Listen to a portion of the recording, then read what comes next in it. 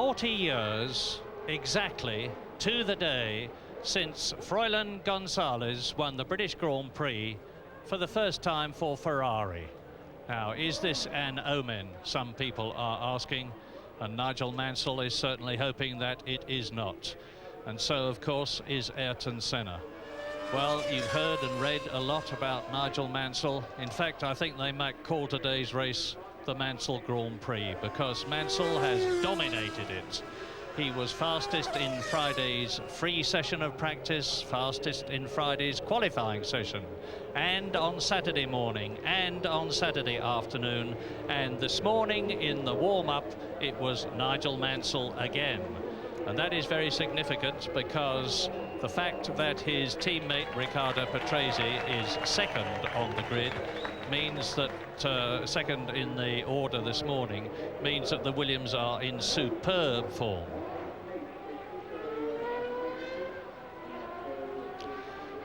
Enormous crowd here, and we have something very special for you. Flying pictures, we call it, and this is it. We have built a railway alongside the fascia there overlooking the pit lane, and we're going to be able to give you pictures from the point of view of the birds, quite literally, looking down into the cockpits of the cars if necessary with a remotely controlled camera.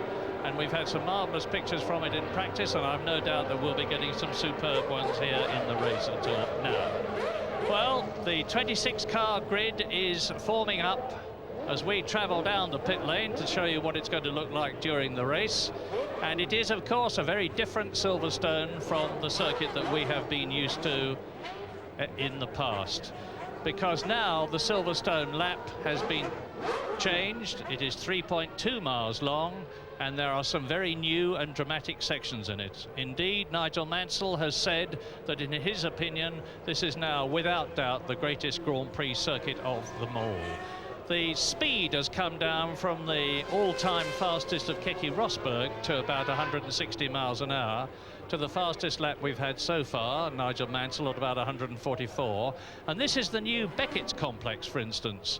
To the top left of your picture, you can see the exit from Copse. That's the first right-hander.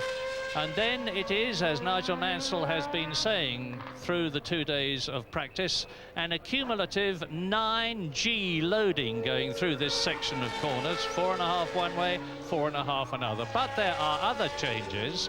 For instance, Stowe Corner no longer runs straight down to Club. This is it. It goes right, then it goes left, downhill, uphill again, then quite a sharp left, which is a second gear bend, and then a long curling right at Club, which leads up to the Abbey curve that we know so well and that the cars will be taking at about 180 miles an hour. But probably the most exciting section of them all in terms of the new Silverstone is the section from Bridge Corner, which is the fastest on the circuit, about 160 miles an hour, through to the loop at Priory, a left-hand bend, followed by another left-hander at Brooklands, and then a double right at Luffield. A magnificent viewing point for the people who are lucky enough to be there. And there have been people pouring into Silverstone since yesterday. They stayed here overnight. They were here queuing up before the gates opened this morning. Now that's the graphic of the circuit. The red bits to the right, the bit sticking out, is where Beckett's used to be, and you can see that there's that daunting complex of corners following the Maggots curve. Then at the bottom of your picture, the red line which goes from Stowe to Club is what used to happen. So you can see now that there's the fast right at Stowe, the left, then the downhill, uphill, left again into Club, up to Abbey, and the little short connecting bit is where the circuit used to go straight on. And you can see that the new corners at Bridge, Priory, Brooklands and Luffield have indeed made Silverstone very different. Now this race, because of today's superb weather conditions, we were very worried yesterday and the day before when it was overcast and cold. It was windy and very chilly indeed. You needed a coat, and we were worried about today. But everything has turned out right as far as Silverstone, the British Racing Drivers Club, the RAC, MSA are concerned, and it's superb for Silverstone, which is no more than it deserves. Helicopter is flying. And I'm no good at estimating crowds, but if today's crowd isn't a record, with the stimulus of our Nige being in pole position again, I don't know what is. So what is the situation in the World Championships? Well, first of all, there's the Constructors' Championship, headed by McLaren. You remember they won the first 4 Grand Prix of the year, 13 points ahead of Williams thanks to the Didcot team's recent successes, and they in turn are 20 points ahead of Ferrari. Drivers, well, Ayrton Senna leads, of course, thanks to those 4 victories that he has had. 25 points ahead of Nigel Mansell, who is just 1 point ahead of Riccardo Patrese. Alain Prost, 3 times a world champion and 4 times a winner here at Silverstone, or rather 4 times a winner of the British Grand Prix, in 4th position. And then 3 times world champion Nelson Piquet in 5th place. Gerhard Berger, the 2nd driver in the McLaren team, has yet to win for McLaren this year. And so on, down through the World Championship order. Stefano Modena, the Italian in the Tyrrell, Jean Alesi in the 2nd Ferrari, Andrea De Cesaris, who really has, to use a hackneyed word, been sensational here at Silverstone. 2nd fastest in the warm-up for a long time this morning.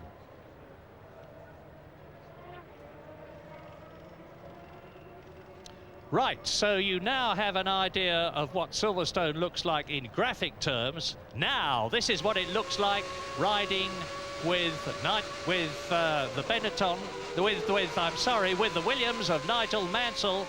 This is the very pole position lap of Nigel Mansell. You can see the graphic. Maggots, that's a 5th gear corner. Then from Maggots into Beckett's. Now, this is where you get the accumulated 9G loading as the car goes from side to side of the circuit. Underneath the bridge, building up to 190 miles an hour down the Hangar Straight into Stowe Corner, changing down from 5th to 4th, curling right at 100 miles an hour. Now starting to loop left. This is the new section, the Vale. Downhill, uphill, down into 2nd gear, left, now start turning right for Club, inside a slower driver, keep going right, up through the gears now, 3rd to 4th, to 5th to 6th, up to Abbey Curve at 180 miles an hour. Look for the bridge, and then it's stand hard on everything, because it's the bridge corner, through that, tremendously quick into Priory, 2nd gear, into Brooklands, still in 2nd gear, a little straight, right to Luffield, 2nd gear, right again, 2nd gear, and now up through the gearbox, 3rd, 4th, 5th, 6th, and into Woodcote, building up to 180 miles an hour on the dash down to Copse Corner, which itself has been changed from its configuration last year. A lap with Nigel Mansell, indeed the lap with Nigel Mansell. There he is on the grid, and that lap took 1 minute, 20.939 seconds, a speed of 144.2 miles an hour. Nigel Mansell talking to Prince Michael of Kent.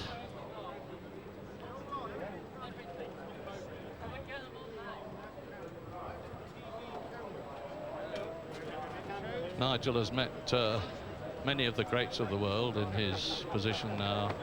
2 times a winner of the British Grand Prix, 3 times 2nd place.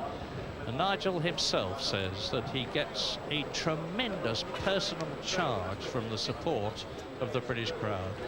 All round the circuit there are Union Jacks, there are banners telling him to go, Nigel, go, and I have no doubt that he will. But let us remember that things have not been perfect either for the McLaren team or for the Williams team this year. For instance, although Ayrton Senna won the first 4 Grand Prix of this year, he had a mechanical problem to do with either the car or the engine in every race. Nigel Mansell and Riccardo Patrese have had a lot of gearbox problems. But down on the grid is Steve Ryder. And with me is Nigel Mansell. Nigel, this is the atmosphere you know and love so well. It's unbelievable, isn't it? Absolutely, well, it's just tremendous.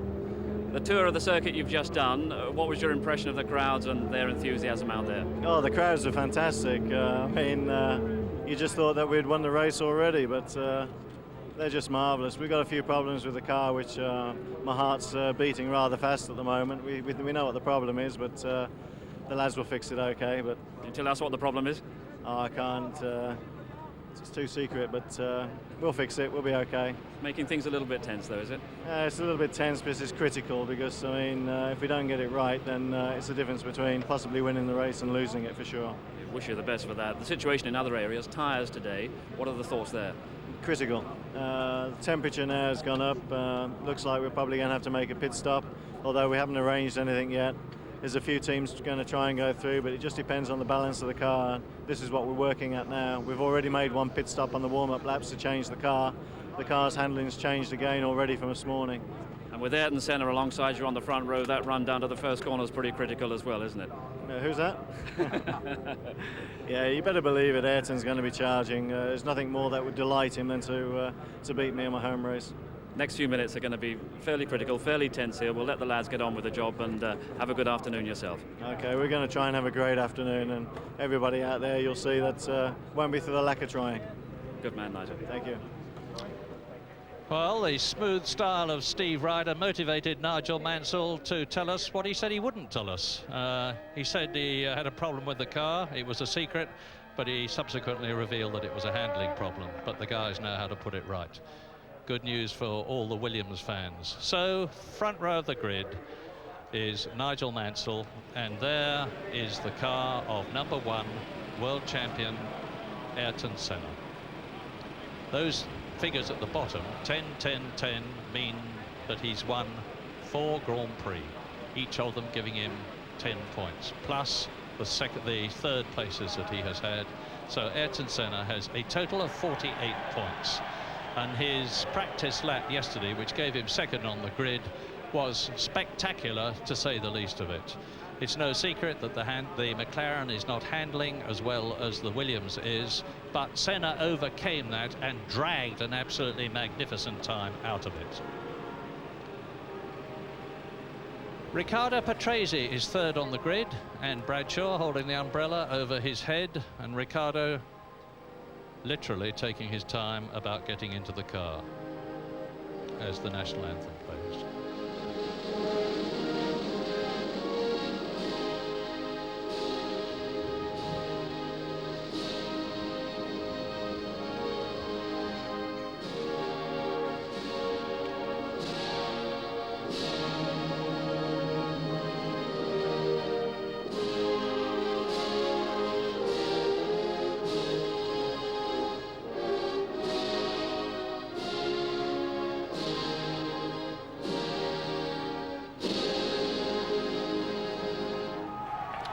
Who is going to be first into the first corner?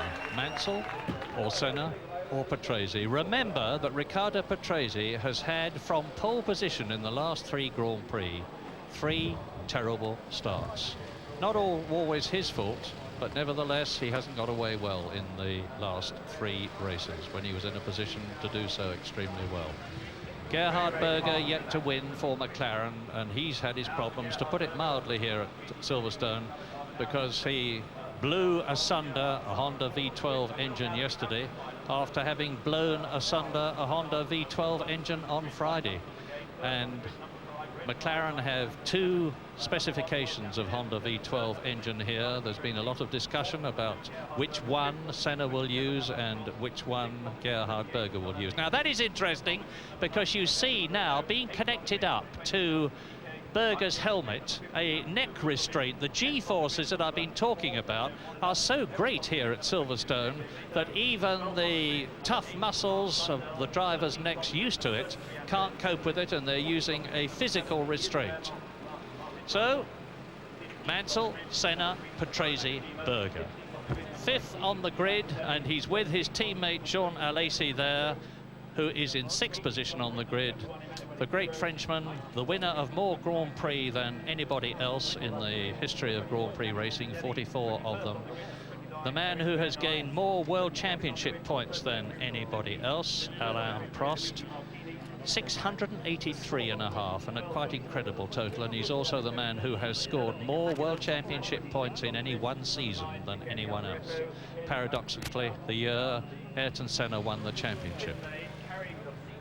And Jean Alesi, who is 6th on the grid, has, to be honest, not performed as well as many people thought and hoped he would since he joined the Ferrari team after leaving Tyrrell last year. He's 8th in the championship with only 8 points so far, as you can see. 9 points for a win, 6 for second, 4 for third, so he has a 3rd place and a 4th place and 1 6th position.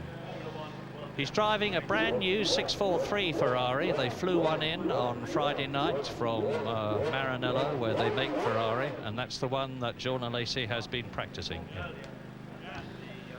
So we've seen one Brazilian on the grid already, and incident is 10 points for a win. I made a slip there. Roberto Moreno is the 2nd Brazilian on the grid, and he is followed immediately by another one.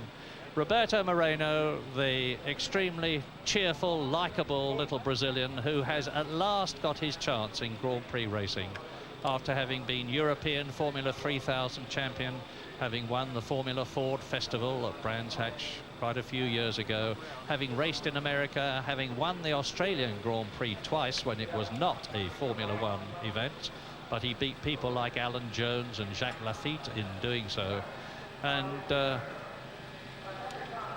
And you can see just above Roberto's head and to the left the camera, which has been giving us some magnificent pictures in practice. There's another one on Piquet's car, and of course Nigel Mansell and Roberto Moreno, Patrese in the second one. Williams have got them on their cars.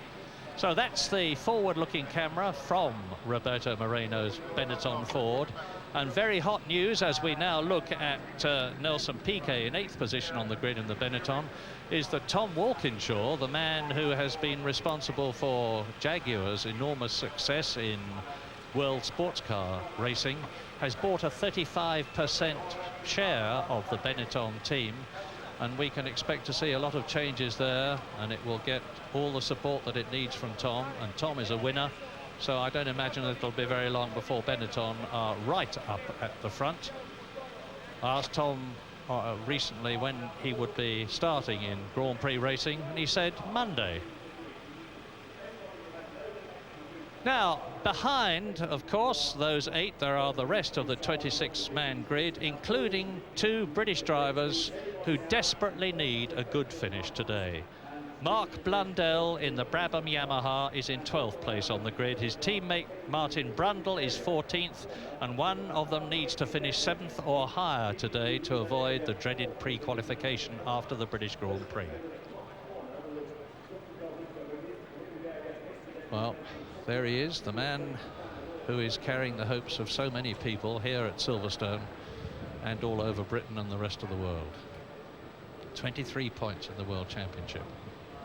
25 behind Ayrton Senna, and Senna has not only been winning races this year consistently, the first 4 of them, but he has been getting lower places as well. Those 3rd places that he's been getting have been adding points on, and he has been helped enormously by the fact that nobody else in terms of victories has had more than one. Piquet won in Canada, Patrese won in Mexico, Nigel Mansell won last Sunday in France.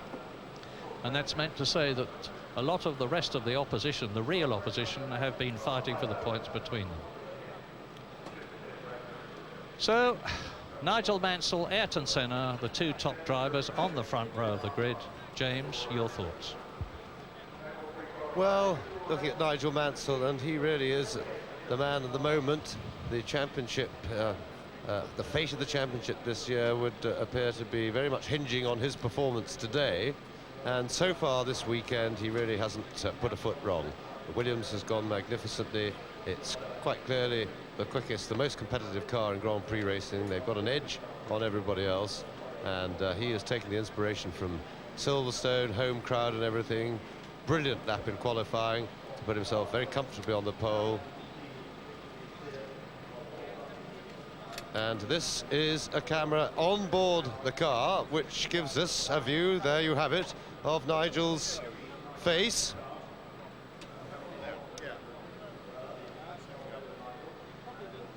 And there is the actual camera. A little tiny finger camera just sitting on the front of the car. There's a little adjustment made to it there, and that is what looks at Nigel. So, in fact, and there is Ayrton Senna. And that is not from on board his car, as far as I know. He does not have an onboard camera today. And Senna is the man who leads the championship, but quite frankly, he is not expecting to beat Mansell today in a straight fight. The Williams is clearly the superior car. McLaren's and Senna certainly acknowledge this at the moment. They are, of course, working on development programs to rectify that situation as hard as they can. But right now, if Mansell has no mechanical problems, he is a firm favourite to win the race today. And the general opinion here is that the only team that can beat Williams today is Williams. And that being if they get it wrong mechanically or with the setup of the car. And quite frankly, I think in Britain, although Riccardo Patrese has had a fantastic season so far, his best ever this year, in fact, in Grand Prix racing of the many that he has in which he's partaken, in Britain he wouldn't expect to beat Nigel with the inspiration of the home crowd, etc. And certainly he wasn't anywhere near him in practice and qualifying, and in fact was well beaten by Mansell in the French Grand Prix just a week ago.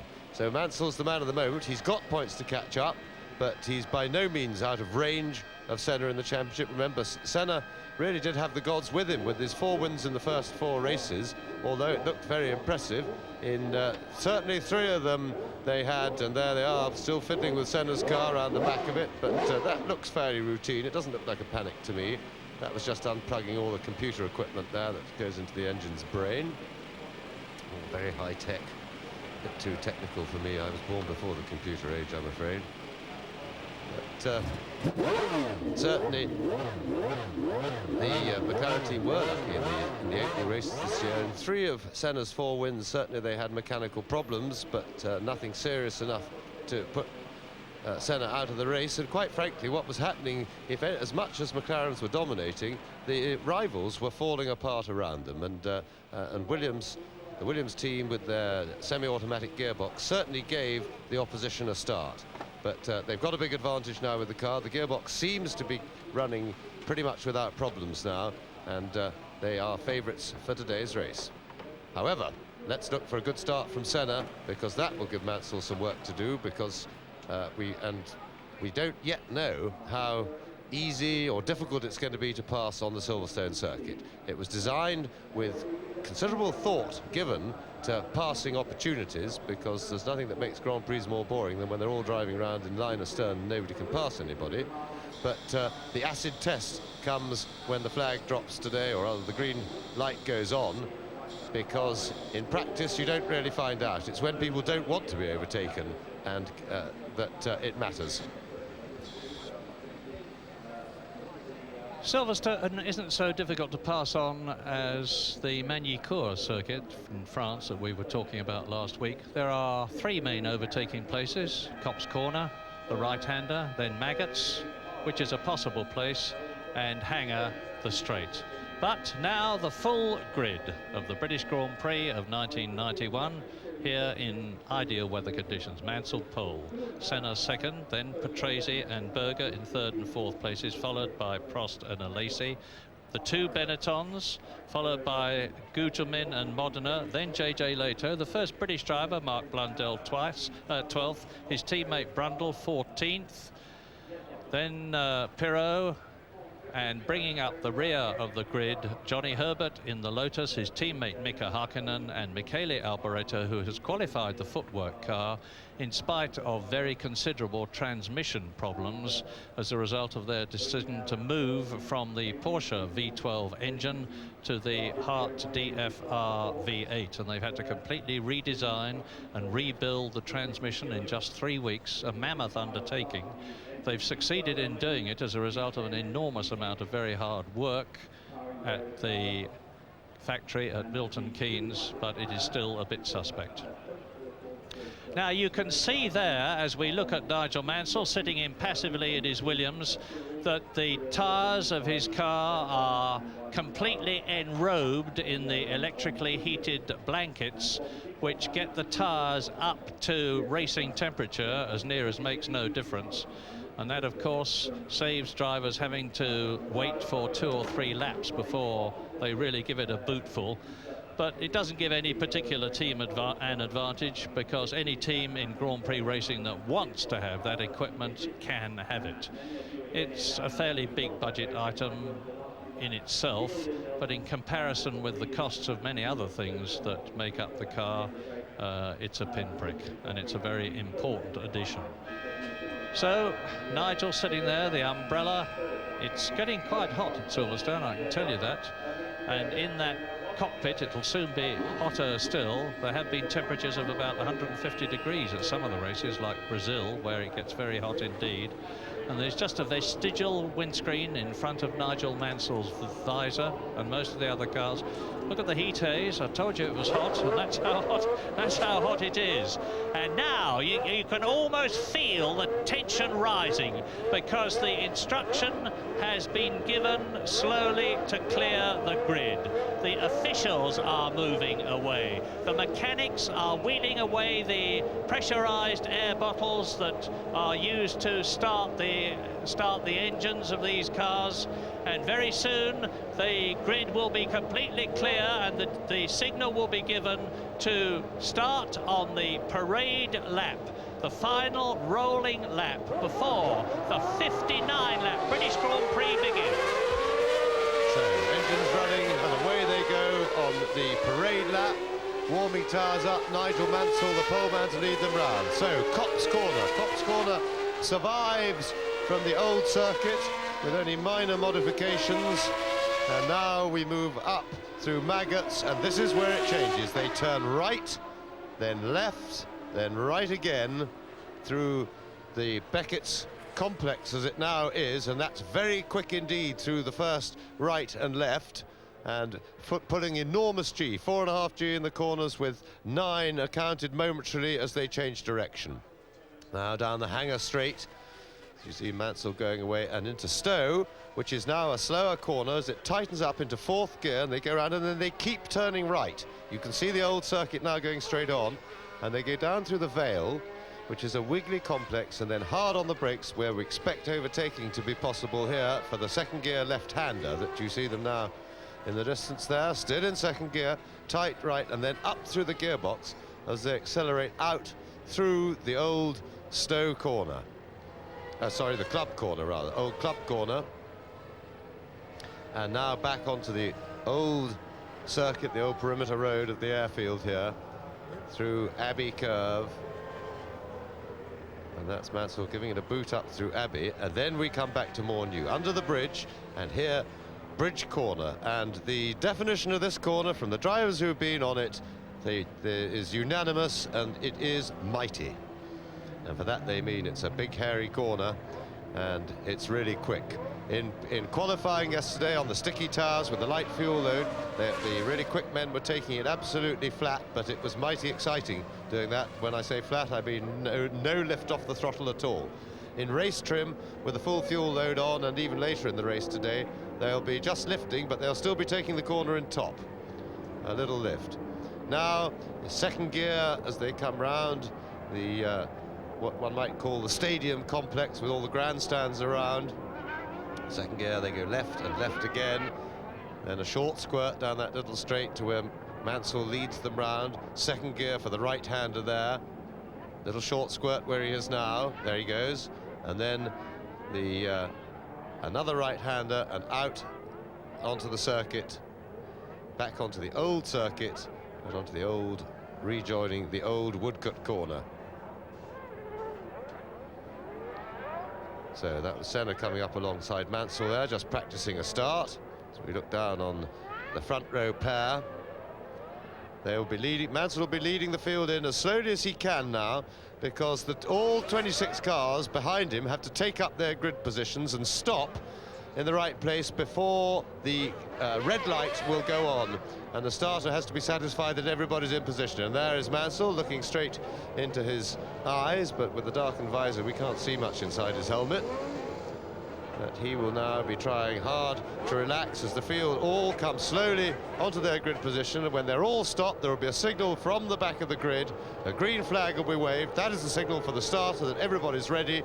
He will then press the red button, 4 seconds approximately of red light, green, and we're off.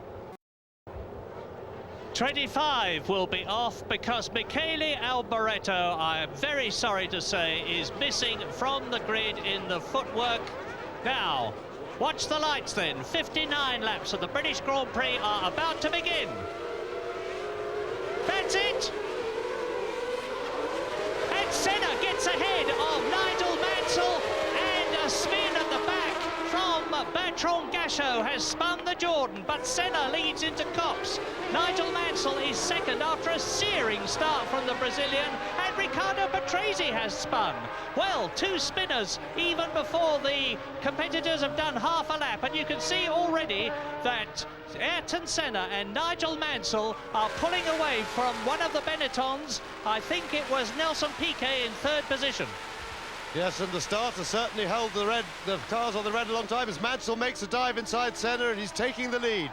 So Mansell in the lead already, made up for a poor start, but I have to say I thought the starter made a bit of a mess of his job there. Alain Prost was creeping badly from the 3rd row of the grid, but I think he checked it and may not be penalised for a jump start. He certainly could be though, so we'll watch out to see if the officials have deemed Prost to have jumped the start. In the meantime, Mansell, fabulous overtaking manoeuvre. He got too much wheel spin, and there was a lot of creeping and jumpingness at the start. With Nelson Piquet 3rd, and then there is a big gap before the 4th place man, and I'm looking to them now as they come into the complex and out of it for the first time. Down to Luffield, the right-hander. Sure enough, the first 3 are out on their own. It's Berger 4th, one of the Ferraris in 5th place. Yes, and that gap, I'm sure, was caused by a Schmozzle up at Copse, with which put Patrese into a spin. So Mansell through, already pulling away, and Mansell looking pretty comfortable, and the Benetton going extremely well behind Senna. Mansell leading by nearly a second after the first lap. It's Gerhard Berger in 4th position in the 2nd of the McLarens. Alain Prost is well up. But now look across the circuit and you'll see Prost, and ahead of him, of course, leading the race, Mansell, Senna, and well up to Roberto Moreno. Yes, Moreno going very well indeed. And Berger in 4th place.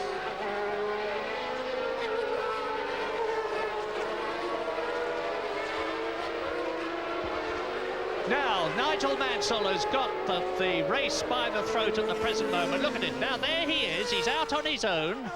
Behind him is Ayrton Senna. Behind him is the Benetton. Then it's Berger. Berger, of course, who went out after just 4 laps in France. Mansell under the bridge. Senna, Moreno in 3rd position. And then the McLaren of Berger. Yes, but Berger's not showing on our computer. Patrese, I see, crawling into the pits just opposite us, so he didn't get going properly after the spin. There is Gerhard Berger, but on the computer printout, he is not showing in 4th place. We see him in 4th place on the road. We're trying to find out what's happened, but with the suspicion is that he may have been penalised for a jump start. I said there was a lot of nervousness at the start. The officials held him too long. Well, I understand that people are saying no, but certainly there's Roberto Moreno going very well. Berger in 4th, Prost 5th. And Maurizio Gugelmin in 6th place. That's the highest position that a Leighton House car has had this season. And the first retirement of the British Grand Prix is Patrese, Riccardo Patrese, a very, very sad man. And this is what happened. And here we see the start now from on board Patrese's car. Remember, we saw him off on the side of the track at Copse. Let's see from his point of view what happened. No, he's behaving himself. Well, somebody bumped him. He got bumped from the inside, no doubt about that. And it looked like Berger who actually made the contact with him. So looking at it from, well, we see him fly over the curb. That's one of the Ferraris going askew. I didn't see which one. And we didn't really see Berger. We didn't see the contact then, but we certainly saw Patrese get launched as the tyres made contact. And you saw the Ferrari rudely tread on Patrese's front wing. And the race order now then on lap 3 is Nigel Mansell leading Senna already. There he is by 2.4 seconds. Roberto Moreno 1.5 seconds behind Senna in third place in the Benetton. Berger is fourth, no matter what the computer says, and Alain Prost is in fifth position, ahead of Mauricio Gugelmin in the Leighton House. And Mauricio's car is well set up for this circuit. It's nice and smooth, it suits the car well, and they could do well here at Silverstone. They desperately need a finish. That's Alesi in 7th place, and in 8th place it's Stefano Modena in the Tyrrell. Yes, and we now have Berger back on the computer. Well, what did I say 15 minutes ago? I told you these computers are a bit too high-tech and I didn't trust them. But anyway, the computer has now recovered and we have Berger as fourth, both on the computer and on the road. Well, on the road was the important thing. And there's Moreno. Now, Berger is closing right up on Roberto Moreno. Nigel Mansell is soon, he hopes, going to be in a position where he can control this race from the front with a healthy gap, and Berger goes through. Gerhard Berger moves up into third position by taking Roberto Moreno's Benetton Ford, and that in turn is being caught by Alain Prost in fifth position as Berger, Moreno, Prost come towards us. Gugelmin is following them. Alesi is in 7th place under the bridge through, and that's a curve camera that's looking at the cars. Yes, and that incidentally, Berger's overtaking manoeuvre was the first one we've seen in anger at the Vale, which is, of course, the bit on the circuit that was specifically designed to be a potential passing point for Formula One cars. So, Nigel Mansell pulling away quite comfortably. Now some 5 seconds clear of Ayrton Senna. Indeed, 5 seconds it is. And Berger up into third place, so the two McLarens are second and third, but really Mansell is going away pretty comfortably as well. He really seems to be under no pressure at all and able to extend his lead at nearly a second a lap. And already I can confidently tell you that Nigel Mansell has created a lap record at Silverstone, if for no other reason than that this is the first time the circuit's been used. 1 minute 29.69 seconds, and that is 0.8 of a second faster than Ayrton Senna's fastest lap. And Gerhard Berger is only some 3 seconds behind his teammate, but look at the battle for fourth. It is Moreno, followed by Prost, followed by Gugelmin, followed by Alesi, and they are absolutely together. Then Piquet is 9th, Leto is 10th, De Cesaris in the Jordan is 11th, and then the two Brabham Yamahas of Martin Brundle and Mark Blundell, 12th and 13th. The second Leighton House car of Ivan Capelli is in 14th, and you're watching now Prost with Moreno 4th and 5th. Yes, and Moreno seems to be struggling a little bit now after his good opening laps. Remember, he's on Pirelli tyres. And of course that may be quite a difference, but Prost is certainly beginning to look for a way past him.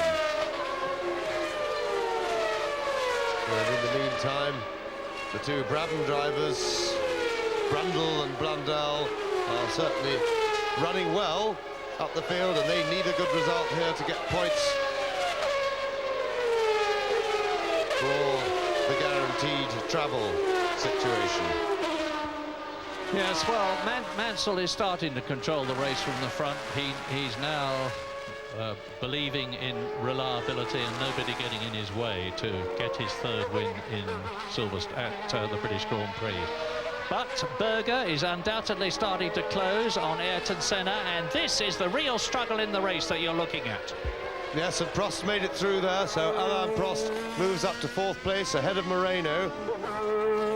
And that's important for him. Incidentally, Murray, when you said the lap record for Mansell, we ought to be a little bit careful on that, because remember the sports cars were here earlier, and they were in the 29th. And here we see again Alain Prost at the end of the hanger straight, the classic toe up behind, and an outbraking Moreno into Stowe corner, the new tightening up corner there. So no, I believe the sports cars were in the 29th, so let's wait till they're in the 28th, and then I think we can say it's the genuine lap record.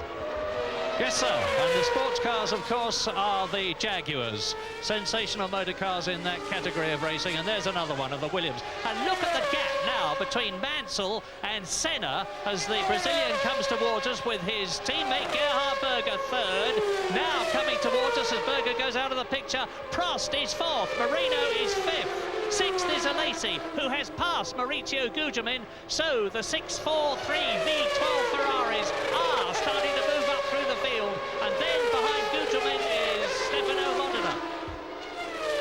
Yes, now what will be interesting is to see how Prost can perform on his own without traffic, because that was his first clear lap, and that was as quick as both Senna and Berger ahead of him. But of course, you need to go a little bit quicker than them in order to catch them, and that's what we'll be looking for, to see if Prost, as Alesi tries. Jean Alesi had a good look down the inside of Moreno then, but wisely thought the better of it, because I don't think he was going to make it in that gap, and maybe should have waited till he got there on braking for the second gear Vale corner. So Moreno on the Pirelli tyres seems to be struggling, and that may well be the reason. He's going backwards and everybody's having to fight their way round him. So far Prost has managed it. Yes, the Pirelli people were hoping it. There, Alesi goes through. So Jean Alesi now up into fifth place behind his teammate Alain Prost, who you just saw going out of the picture. Meantime, Nigel Mansell has completed 7 laps in this 59-lap race, and his lead now over Senna is a massive 8.7 seconds at this stage of the race. And we better watch for Alain Prost, because behind, with the exception of Mansell, who is really having a very easy time, just as we expected, on his own. That's from onboard Mansell's car, going down the Hangar straight to Stowe Corner, now onto the brakes, into Stowe Corner, 4th gear, staying in tight, keeps going round to the right, and now down the little squirt through the Vale, hard on the brakes again, 2nd gear. And this is where you need the semi-automatic gearbox, because you can change gear as you corner, as you're going away out through Club Corner, the old Club Corner. And into the pits goes one of the Delaras. I think that was Leto, possibly. JJ Leto, short race for him. He'd qualified well. The Delara team going very well. We stay with Nigel Mansell. He's gone under the bridge, round the mighty bridge corner, and now into the 2nd gear complex, and he's using that flick gear change with his fingertips behind the steering wheel. It's a rocking lever. Now, you watch. You can see him flick. If you watch his hand carefully, it's a little bit difficult to see. Up through the gearbox, Mansell to complete 8 laps and leading very comfortably indeed. But the fastest man on the circuit, other than Mansell at the moment, is Alain Prost, who's now caught Gerhard Berger, and will be starting to look for a way round Gerhard Berger. Quicker than both the McLarens he has been for the last couple of laps. And Jean Alesi is also showing good Ferrari form behind him. So the 2 Ferraris are starting to put the McLarens under pressure. It looks to me Prost is already there behind Berger, and Alesi is catching them. Alain Prost was not entirely happy with his 643 Ferrari. Look at him, he's visibly catching Gerhard Berger in 3rd position in the red and white McLaren. I was saying Prost wasn't entirely happy with the balance and the handling of his Ferrari yesterday, but they've been working on it. He had the half-hour warm-up period this morning when he appears to have got it absolutely right. And of course, nobody has got as much experience of Grand Prix racing except Riccardo Patrese as Alain Prost, and he's using every atom of it at the present moment. He's within sight of the gearbox of Gerhard Berger's McLaren now. Berger 3rd, Prost 4th, Alesi 5th, Moreno 6th, Gugelmin 7th, Piquet in 8th position, Modena 9th, De Cesare is 10th, Capelli 11th, Martin Brundle is in 12th position, and of course Mansell leads Senna now by getting on for 10 seconds. And Nigel Mansell has completed 9 laps. Senna goes through 10.3 seconds behind. This is the battle. Berger 3rd, Prost 4th, down to Copse. Now at Copse, it's a 5th gear corner. They approach it, are getting on for 180 miles an hour. Now they're up into 6th gear on the approach to the Beckett's complex. And this is where Prost will want to get very tight behind Berger if he can, so that he can get the toe, and he's not really close enough, I don't think, to get the toe down to Stowe corner to outbrake him going in. But he's not too far away, but maybe not just quite close enough to duck out. Let's have a look. He'll get another chance in the Vale. Now, if he can get a good run round here, he'll be looking to go down the inside into the left-hander in the Vale, second gear. Not close enough. Berger also in a position to defend that had he been attacked by Prost. And this will be an interesting battle, particularly to see if the Honda V12 can use its muscle to fend off the Ferrari. The Ferrari chassis clearly working well now. And Prost having a look down the outside, Berger defending through Bridge Corner.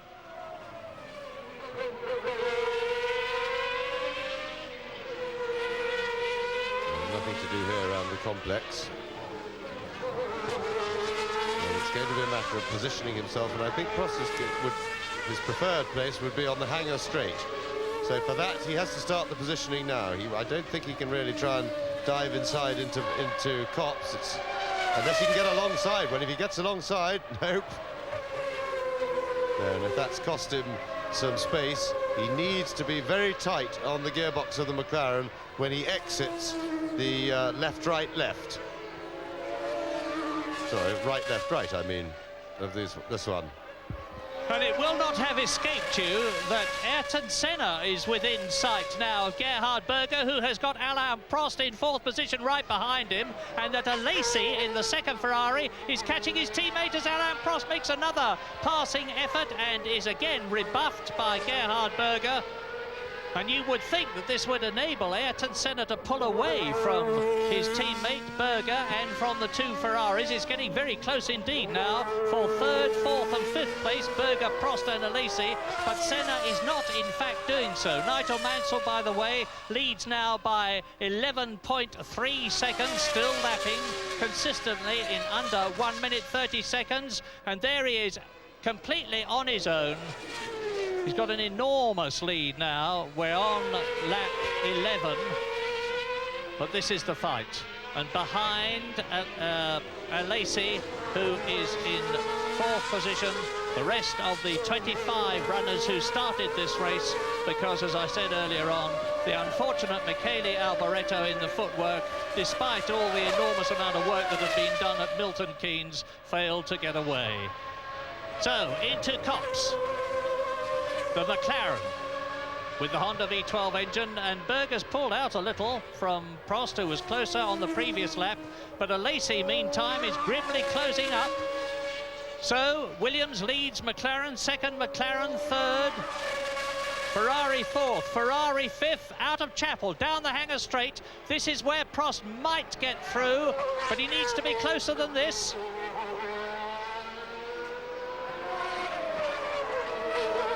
Meantime, Andre de Cesaris has gone into the pits from 10th position, which means Martin Brundle has moved up to that place, getting closer to the magic 7th position that they need. Yes, that'll be a big disappointment for the Jordan team, because de Cesaris was third fastest in the warm-up this morning. That's in race trim, on race tyres and with full tanks, and that was evidence of yet further progress by the Jordan team. Now, Berger still fending off Prost, and now Alesi has joined in the challenge. And as yet, the power of the Honda V12 has kept the Ferraris behind him. And add that, and Berger's fairly firm dealing with the challenge. And quite justifiably, he's shut the door quite firmly on Prost, when Prost has had a look so far, but Prost hasn't really been in a position to have a go. And in the meantime, ahead of them, there's no doubt that Nigel Mansell has already eased his pace. He's now driving as Prost continues to climb all over the back of Berger, but Mansell certainly is now judging his pace to that of Ayrton Senna behind him. Although Mansell has just gone round fastest of all, 1 minute 28.9, and in the pit lane, Jonathan Palmer is waiting to talk to Riccardo Patrese. Riccardo, that was an appallingly disappointing way to start the race for you. Can you tell us what happened? Riccardo, that was an appallingly disappointing start. start for the race for you. Can you tell us what happened? Well, I have not really much comments to do. I think that if you have the television, you can watch what happened. I think that I was out of the race without any fault. And for me, it's very disappointing, of course. We're very sorry, Riccardo. Well, Riccardo Patrese clearly knows less about what happened than we did. We know he was hit by somebody and suspect it was Berger, although I mustn't malign the Austrian by saying that it was. Meantime, he's got more than enough to worry about at the moment in third place, because Alain Prost is swarming all over the rear end of the McLaren, and Alesi is doing the same thing to the Ferrari in front of him. Third, fourth and fifth. Mansell, by the way, he's still out there, 14 seconds ahead now, lapping still over half a second faster than Ayrton Senna in second position. As the third, fourth and fifth men go through, it is still Roberto Moreno in sixth position. Now in seventh position is Nelson Piquet, his teammate, because Maurizio Gugelmin has disappeared from the picture and gone into the pits after having held that seventh place, an excellent position. But it looks as though the Leighton House car has got problems again. Capelli, though, in the second Leighton House is in ninth place. Martin Brundle 10th. Morbidelli in the Minardi Ferrari is 11th. Mark Blundell in the second Brabham Yamaha, and the cars are going much better here at Silverstone than they have in any previous race, is in 12th position. Johnny Herbert is 17th in the Lotus Judd, and the Ferraris are still at it, hammer and tongs. But Gerhard Berger, who has only finished twice in the 7 Grand Prix that we have had so far this season, is keeping them off. This is the halfway point and the 16 race, and through goes Alesi. Jean Alesi just absolutely zooms past Alain Prost. Yes, and that certainly took Alain Prost totally by surprise. You, I think, Murray, and me as well. It took us all by surprise, and that was a terrific manoeuvre, a good opportunist overtaking manoeuvre by Alesi, and that will be quite, in a way, not too bad for Prost, because I would fancy Alesi's chances. Here we see it again. But it was how he came through Bridge Corner that set that up. He was very, very quick through the almost flat-out Bridge Corner, and he pulled right up on Prost there. And if I was Prost, I wouldn't be too unhappy about that, because Alesi can maybe find a way around Berger. Berger's a hard man to pass, and it may be not a bad idea to let the young and hard-charging Jean Alesi do the dirty work and try and find a way around Berger, because there's a chance that between them they might go off and leave Prost with a clear track. And that, I have to say, that thought will not have escaped Prost's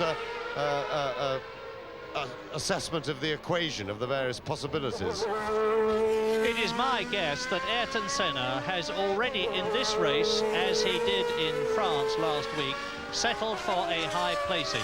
I'm sure he knows, indeed I know he knows, that the McLaren is not quick enough to beat the Williams, so he will be saying second place will do for me, because I have 48 points in the World Championship. If I can keep building points, that's good, because every point in the World Championship counts this season, and second place is as good as he could possibly expect, given the dominance of the one Williams that's left in this race after Riccardo Patrese's misfortune in the opening lap. Well, Alesi now has picked up the cudgels by hammering past Alain Prost. James says he may be able to give a harder time to Gerhard Berger. We're soon going to be able to see. Yes, at the moment he doesn't seem able to get as close to Berger as Prost did, and that won't be very helpful in Prost's thinking. But it's interesting also to see that Prost has actually taken the opportunity to sit back just a little bit. You see, he's giving him a little bit of space, which makes me think that he's taking a rest and also giving them room to have their own fight, and then he'll watch the results of that fight before he decides what to do next. So you see the lead that Senna has over them, not a big one, but Senna certainly will be racing for a good placing here, and anything he can pick up from retirements, because after all, there's only one Williams left out of 2 at the moment, and still a lot of Grand Prix to go. Now, while we look down from the helicopter at Gerhard Berger in 3rd place as they go into the complex, they being Berger 3rd, Alesi 4th, and closing right up on Berger as he did on Prost on the previous lap. Yes, and I think that was a mistake of inexperience by Alesi, because he was no way he was going to pass Berger there, but he's shown his hand. And the way he did it to Prost clearly jumped Prost and surprised him. But Berger, I'm sure, will have been paying enough attention to have seen that, and he will know to defend against that in the future. So that's a bad tactical error by Alesi. He's given himself away. On lap 17 out of 59, as you look at the battle for 3rd between Berger, McLaren, Alesi Ferrari and Prost Ferrari, Nigel Mansell leads Ayrton Senna by 16.2 seconds. Senna is only 4 seconds ahead of number 2, which is Gerhard Berger, and then there's that tight battle but with Alesi and Prost right behind him. Now Prost in 5th position, that's number 27, is 10 seconds ahead of Roberto Moreno, number 19, who is in 6th place. Moreno is just 1.6 seconds ahead of his teammate, number 20, Nelson Piquet, who is 7th. Then there's another gap, nearly 14 seconds before Stefano Modena in 8th position. Capelli is 9th, Brundle is 10th, Gasho is 11th because he's passed Mark Blundell. 13th is Emanuele Pirro, 14th is Nakajima, 15th is Boutsen. Johnny Herbert is hammering along as he did in France last Sunday. He's 16th in the Lotus Judd. And Mansell is now on lap 18. Just a bit of a twitch there from Berger's McLaren. He's under pressure all the time, of course. But Gerhard Berger, who has got 5 Grand Prix wins under his belt, this is his 107th Grand Prix. Now there's Senna 2nd, and you can see how close the battle for 3rd is. That's Alesi 4th and Prost 5th. Yes, but the pressure for Berger isn't quite as great as it was in the first few laps of having Prost behind him, because he's down. That's Capelli, who's had a spin. He's off on the side of the track. Has he kept the engine running? And the way he's parked there makes me think maybe he has stalled it, because yes, steering wheel off, and they're going to have to move that car, but I'm sure they can do that easily enough. But the pressure back to the battle, the pressure on Berger isn't so hard now, because he has seen that his Honda engine's got enough power on the straights to make it very difficult, and that so long as he makes no mistakes, the Ferraris are really going to have to find a way around him, and that gives a little bit of comfort. He doesn't have to hurry, because the one thing he doesn't want to do is to make a mistake. It doesn't matter if he goes slowly around the corners, so long as he goes cleanly around them, because that way there's nothing they can do. They can't pass him in the middle of a corner, and when they get onto the straight, so long as he's clean out of the corner, he's got the power. And tremendous shot of that trackside camera at Bridge Corner, as we see the rescue tow truck going in there to remove the Leighton House car. Well, I've got some marvellous news for the footwork team people at Milton Keynes. Michele Alboreto has not only got going from the pit lane, I told you he hadn't started from the grid, and indeed he hadn't, but he's in 20th position, and this is lap 19 in the British Grand Prix, and I don't know what poor Ivan Capelli has to do this season to succeed, because he has now retired his Leighton House with its Ilmor V10 engine from every Grand Prix in which he has started. And this is the man who has led Grand Prix, who led the French Grand Prix so brilliantly for so long last year, but he seems to be fated thus far not to finish. 3rd, 4th, 5th, no change. Yes, Nigel Mansell is still going. He's on lap 19, he leads by nearly 17 seconds, and there he is. Well, let's have a look at Nigel Mansell now. He's driving absolutely impeccably. He's absolutely at the top of his form. He's tremendously confident. He's been very, very, very good-humoured all through the practice sessions. He's been giving umpteen interviews. There's been enormous pressure on him, but he's had the confidence of knowing that he's got the best car, but having won the French Grand Prix and having done well in the previous races, but having been let down by the car rather than himself. And as I said earlier on, there's the indication that he's got the fastest lap at 131.45 miles an hour. And he's He's 18 seconds ahead of Senna now. He's getting up towards this traditional cushion they look for of 20 seconds, and he's the fastest on the track. Yes, and taking it very easily, but this is the battle that where the excitement is at the moment. And I have to say that I think Prost may regret the fact that he allowed teammate Jean Alesi to jump him, because Alesi seems to be unable to get as close to Berger as Alain Prost did. Mind you, I have to say that Alesi will probably attempt to an overtaking mover from further back than Prost would, but Alesi doesn't seem, from his car's performance, to be able to get right under Berger's rear wing in the way that Prost was able to earlier. So in a way, Prost probably has more chance, and maybe they can communicate via their pits, because they can't talk direct to each other from the cars, but if they can communicate via the pit, it might be Prost might be saying to them, ask young Jean to step aside for just a second and let me back in front so that I can have a go. They see the slide there from Alesi's car almost onto the camera, which is buried in the curb. And a very spectacular shot, that, right down at ground level as they come through. They're doing something like 175 miles an hour as they come through that bridge corner.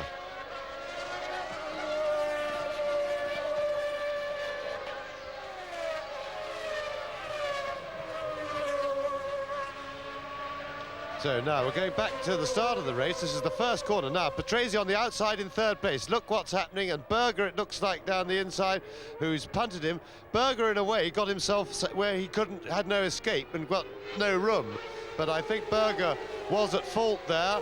I'd like to see that again, just from a little bit further back, just to see how Berger got into that position and whether, in fact, Patrese had shut the door on him. It was a little bit hard to see.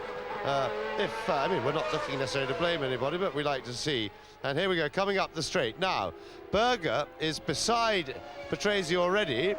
Patrese moves over to take a line and then starts moving in, and Berger's right beside him. And I have to say that Patrese drove it. Well, Berger hit the curb, in fact, and bounced onto him a bit. No, so Berger, I think Patrese was leaving room for them to go side by side, but not very much. And Berger got it on the curb, and that bounced him into Patrese. So I think one would have to say it's a bit 6 of one and half a dozen of the other. Patrese squeezed him, but squeezed him so much that it left Berger with no alternative, and the curb bounced him back in. So I think they both contributed to that coming together.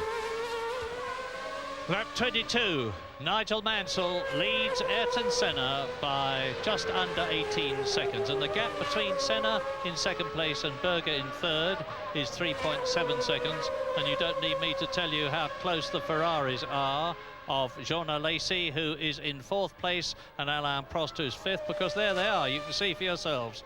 And then there's a long, long gap, as you can see in the background, before Roberto Moreno goes through. He's 20 seconds behind Prost now, followed by his teammate Nelson Piquet as they come down the hangar straight, and Piquet is starting to close up on Senna, I'm sorry, is closing up on Gugelmin in the Leighton House car, who has rejoined the race, and out of it goes Roberto Moreno. So Moreno, who was sixth, is out. Up to that position goes Piquet. Seventh now is Bertrand Gachot in the Jordan Ford. Eighth is Modena. Up into ninth place comes Martin Brundle. 10th is Mark Blundell. Remember, they are shooting for seventh place, ideally. Better if they can. 11th is Pirro. 12th position is Nakajima. Johnny Herbert is in 14th place.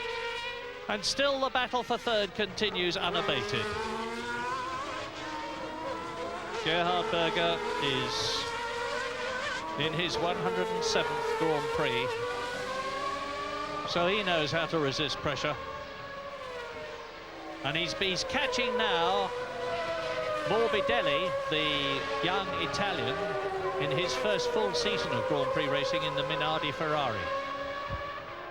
And Gerhard Berger, apart from little schmozzle at the start, is having one of his best races this year so far. He's being held up there by Gugelmin in the Leighton House, so that won't please him, but I think he's just got enough space Yes, enough daylight between him and Alesi's Ferrari.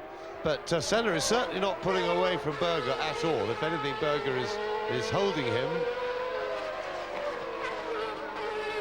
And of course, if Gugelmin does hold people up, he can get a very substantial fine, and that's the new game in Formula One. Yeah, Gugelmin was fined $10,000 in the French Grand Prix at Magny-Cours for allegedly holding up Nigel Mansell on lap 70 out of 72. I say allegedly because hardly anybody agrees with the stewards that that was what happened. But anyway, he has been passed now by 3rd, 4th and 5th, and Alain Prost is starting to have a go again now. He may have decided it's time to resume the attack on Alesi, who goes through. Alesi goes up into 3rd position, and to 4th goes Prost, and down to 5th goes Berger. Thump, thump, as quickly as that. And he jumped Berger from miles behind. That really was an amazing piece of driving by Alesi, but highly skilled, and that's put Berger into the pits. But Prost jumped on the mistake because Berger was forced wide as a result of that surprise, and that made room for Alesi. I didn't see any contact, so one would have to think that Berger, unless he bumped her a puncture, that may just be a routine tyre change. Well, Gerhard Berger has not had the luck this season, to put it very mildly indeed, but you're right, James. It is a routine tyre stop. 6.9 seconds for Gerhard Berger. That's a good stop. You remember in the French Grand Prix, we had that absolutely unbelievable, but we saw it, time of 5.5 seconds for Ayrton Senna to change all 4 wheels and tyres and still get out in the position that he was in. Now, let's watch the Ferraris, because I think that Prost is going to be quicker than Alesi on his own, or when they're both on their own. And let's see if how Prost's seniority in the team works, whether he can actually ask the pit to tell Alesi to let him pass, because I do think that Prost will catch Senna a lot quicker than Alesi on his own. Where is Gerhard Berger, I hear you asking? Answer, he is in 5th place after having had his tyre stop. Mansell leads by 18 seconds. Senna 2nd, now 5 seconds ahead of Alesi after all the schmozzle with Berger being passed. Prost is 4th, right behind, of course, his teammate. There they are. 5th now is going through in 5th position is Gerhard Berger, and then Piquet is in 6th position. There's the Ferraris. So, Ferrari well up. Now, that's Senna. Now, can the 2 Ferraris do anything about Ayrton Senna, who is in 2nd position? Alesi goes through and passes the Minardi Ferrari, as does Alain Prost in 4th position. And then behind Alain Prost, of course, it's Berger in 5th position with Nelson Piquet 6th. Yes, we've just heard from the pit that Berger had a badly blistered left front tyre, and we know that the left fronts were on a pretty marginal life here. But what that means is that Senna, we just observed that Senna was not pulling away from teammate Berger, and yet Berger came in with a blistered tyre. So one has to feel that Senna is likely to be in some sort of tyre problems as well. Now, Alesi, Prost behind him, and Prost will be fairly unhappy about this situation. He will be well keen to get past Alesi as soon as possible. But unless Alesi is ordered to let him by, I'm not sure that Prost is the man to try and muscle his way past, because that's what it will need to get by Alesi. Who is 3rd? And there is Nigel Mansell. We haven't seen much of him lately because he's been so far out on his own, but now he's starting to thread his way through the field. Indeed, look at this lot he's got to get past, and the first of them is Pierluigi Martini, who is in 15th place in the Minardi. Then he's got to get past Johnny Herbert, then Thierry Boutsen, and then Satoru Nakajima.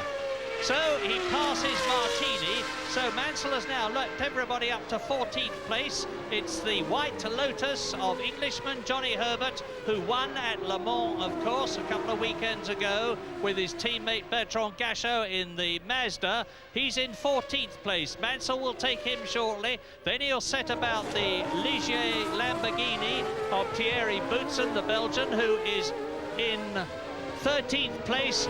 And into the pits comes Emanuele Pirro in the Dallara.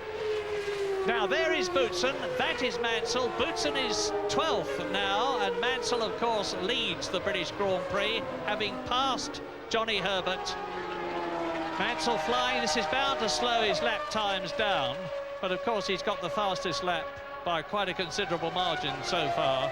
And then after he's got past Thierry Boutsen, who is in 12th position, as you look at Alesi, followed by Prost, and Prost is now starting to challenge for third position, with Senna some 6 seconds ahead of the two Ferraris. And we have a new fastest lap for Jean Alesi, who is being chased by Alain Prost, and one has to bear in mind that Mansell is clearly not going flat out at the moment. But these two are the two Ferrari drivers.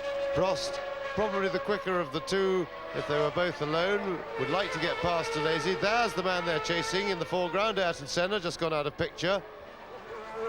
And we wait with interest to see if Senna has any tire problems himself. The car seems to be going all right at the moment, and the Ferraris aren't hauling him in at any huge speed.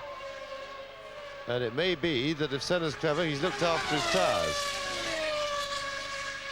Because somehow he doesn't look like a man who's got a blistered left front at the moment. And also we know that Berger has a tendency to be a little bit rougher with the car and therefore more inclined to overheat the tyres.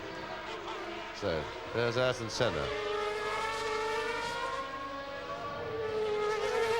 There's Jean Alesi, and we'll give you a gap between those two in just a moment.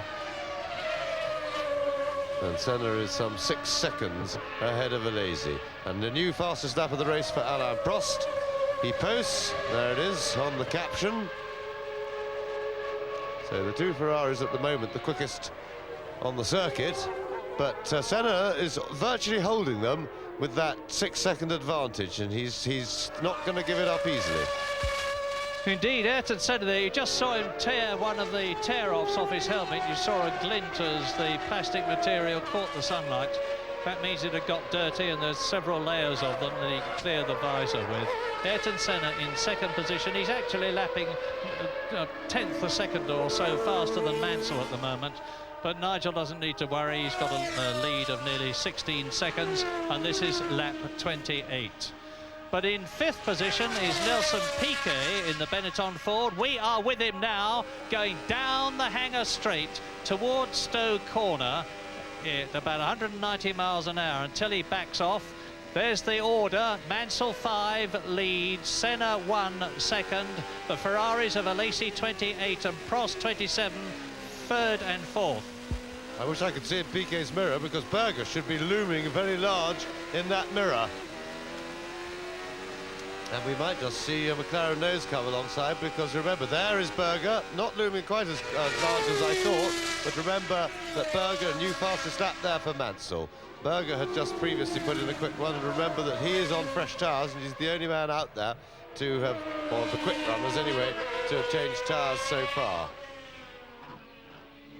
So Nelson Piquet in fifth place, and struggling to stay with the quick men, and that may be the Pirelli tyres that he's on, because he's the first of the Pirelli runners on the road. Lap 29, top 12. Mansell leads by 16 seconds. Senna second. There are Alesi and Prost, third and fourth. Piquet is fifth, followed by Berger sixth, who of course has changed tyres and will be going faster. Bertrand Gachot in the Jordan Ford is seventh. Stefano Modena in the Tyrrell is 8th. Mark Blundell has passed Martin Brundle to 9th position. 11th place is Satoru Nakajima. 12th Boutsen, 1 lap down.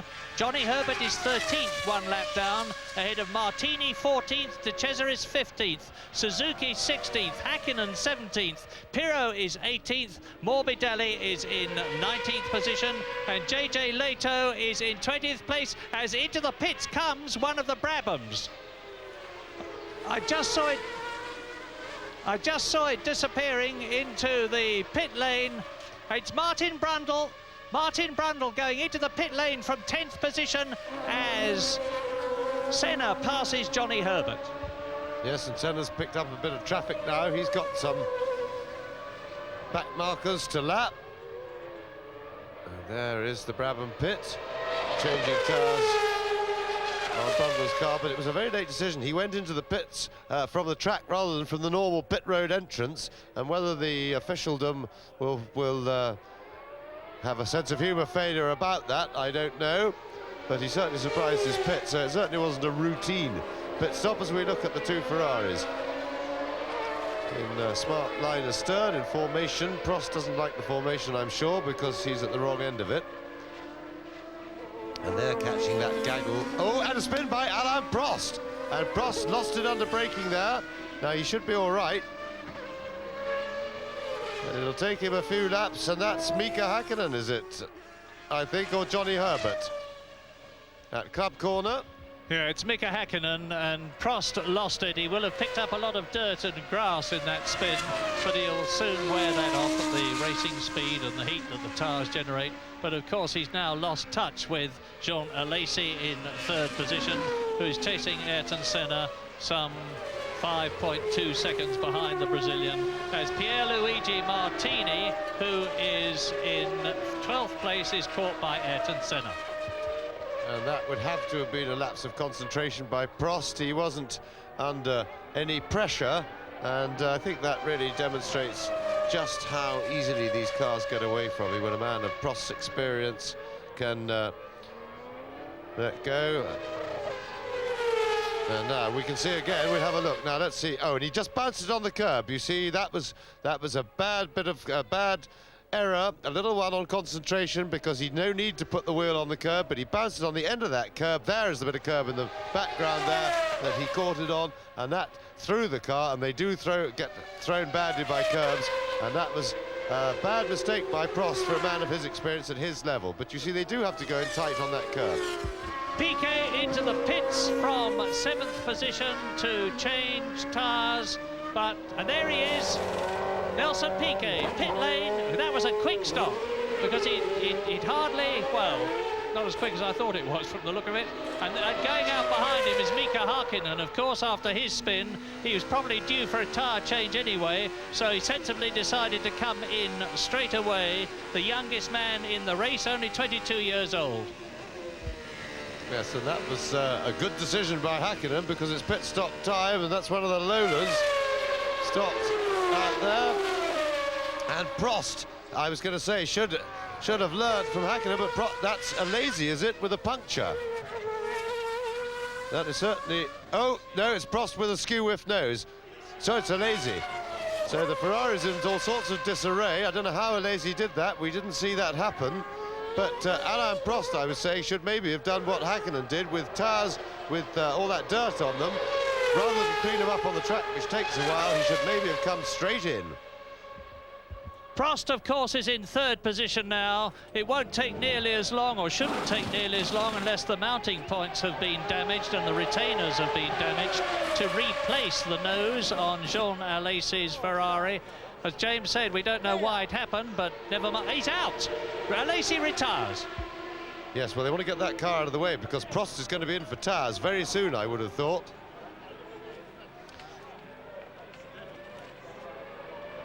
And Alesi now, let's have a look. Here we can see again, we see what happened with Alesi. Oh, and he just got his nose run over there, made contact, and that was the Lola that we saw spun off, so that was a contact. And I have to say that was Alesi being a little bit over-ambitious, trying to pass a back marker at the spot he's made his own earlier in the race, but he was doing it from too far behind. He just wasn't seen, and you have to say that that was a self-inflicted accident by a lazy in a little bit of impetuosity, really. Hitting Eric Bernard's Lola, and this is Nigel Mansell that we're riding with now into Stowe Corner. 100 miles an hour, out of it into this new section at the Vale, curves left, drops downhill, climbs slightly into that second gear left-hander before the looping right at club. And Nigel Mansell now leads Ayrton Senna by 23 seconds. And although Senna closed the lap times between himself and Mansell at one point in the race, Mansell is now lapping quicker, 128.1 compared with 129.7. But significantly, Prost, who is 14 seconds behind Senna, Prost in third place, is lapping a second faster than the Brazilian now. Berger is up into fourth position, Gachot is in fifth place, and behind him Stefano Modena is in the points at sixth. Well, the interesting thing is, for those who are planning to make tyre stops, they better do them soon, or they certainly won't be making the best use of their two sets of tyres, because we're getting quite near half distance. And remember that the work that the tyres to make it equal is well before half distance for the first set, because the car is that 50% heavier when it starts the race, and it works the first set much harder. There's Mansell, and I'm beginning to get the feeling that he might want to stay on one set for the whole race. He certainly got, if he hasn't got a wear problem, then he can afford to do it, because he's not running nearly at full speed. He's got, there you go on the caption, 24 seconds nearly on Senna, so he's really got a very comfortable position. No reason to make a tyre stop when you don't absolutely have to, because there's always a risk involved. The car can stall, there can be things can go wrong in a tyre stop, so if you don't have to make one, you don't. Mansell can afford that luxury, but I don't know about the others. To show you how comfortably Nigel Mansell is driving by his standards, he's lapping in about 128.7, whereas this morning in full race trim, race tyres and full tanks, he was lapping in 126.8. So he's lapping 2 seconds outside the time that he did this morning. And here is a tip for when Mansell comes in to change tyres, if he comes in to change tyres. You will remember, those of you who watched the French Grand Prix, that and Mansell waving to get Stefano Modena to move out of the way, but I was saying you remember that both Mansell and Riccardo Patrese had long pit stops, 10 and 12 seconds, but since then the wheel nuts have been redesigned in just a week to enable them to make a quicker pit stop. And Alain Prost's team mechanics in the Ferrari position are getting ready to bring the Frenchman in. They're doing it really quickly. Prost is in third place, and he's 12.6 seconds behind Senna, who is second now. Well, I'm not sure that Prost's brain is working as well as it used to, because here is Prost approaching us. The Ferrari team are getting tyres ready in a bit of a panic for him. But quite frankly, with that spin going onto the dirt, the tyres, when they're hot, they're so sticky, they pick up all that gravel and stuff, and it takes 2 or 3 laps sometimes to clean the tyres off, to get it all off. And Mika Häkkinen showed what should be done, a quick thinking decision. He had nearly half a lap in which to do it, but to come straight in. And that is the Williams pit we're looking at, so maybe they're getting ready for Mansell. So here is Prost. Going through the Vale, that's where he went off. Now into Club Corner. Car winding up through the gearbox. And then Abbey under the bridge, nearly flat out through Bridge Corner. And then we've got the stadium complex here, and we'll see if Alain Prost then peels off right into the pits for fresh rubber. He's past half distance, so this won't be the best use of the available tyres, and Prost is staying out there, so no exit to the pit road this time for Alain Prost. In the meantime, Ayrton Senna's race plan is very obvious indeed. With Mansell now 25 seconds ahead of him, it's quite clear that the Brazilian is settling for second in Britain as he settled for third in France. There he is in the background, because even if Nigel Mansell wins this race and gets the maximum 10 points, if Ayrton Senna finishes second to get 6 points, it would mean that Senna would still be 21 points ahead of Nigel Mansell in the World Championship, i.e. Mansell would only have closed the gap by 4 points, the difference between first 10 points and second 6 points. So Senna will be quite happy to drive round, knowing that both McLaren and Honda have got better cars coming for Germany. And Mansell on his way into the pits. There we have him, Nigel Mansell coming in. So the Williams team are getting those tyres ready for him, and it seems a strange decision to make their tyre stop so late, because it is well past the best time to do it, and they weren't under any pressure. So but the only possible result of that is that and that was a good quick stop, good routine stop, as Senna goes past, waving at the Jordan car in front of him, trying to get past him, and he's having difficulty in getting through. But it may be, though, that they looked at the tyres from the other Goodyear runners and information that they achieved. Well, you can see how close it is now between Nigel Mansell and Ayrton Senna. Mansell having completed his pit stop in 8.4 seconds, and that shows that all the hard work by the Williams design and construction people at Didcot was worthwhile. But now we really have a race on our hands for the lead, because Senna, who of course has not taken on new tyres, is closing up on Nigel Mansell, who did well to get out of the pit lane in front of the McLaren.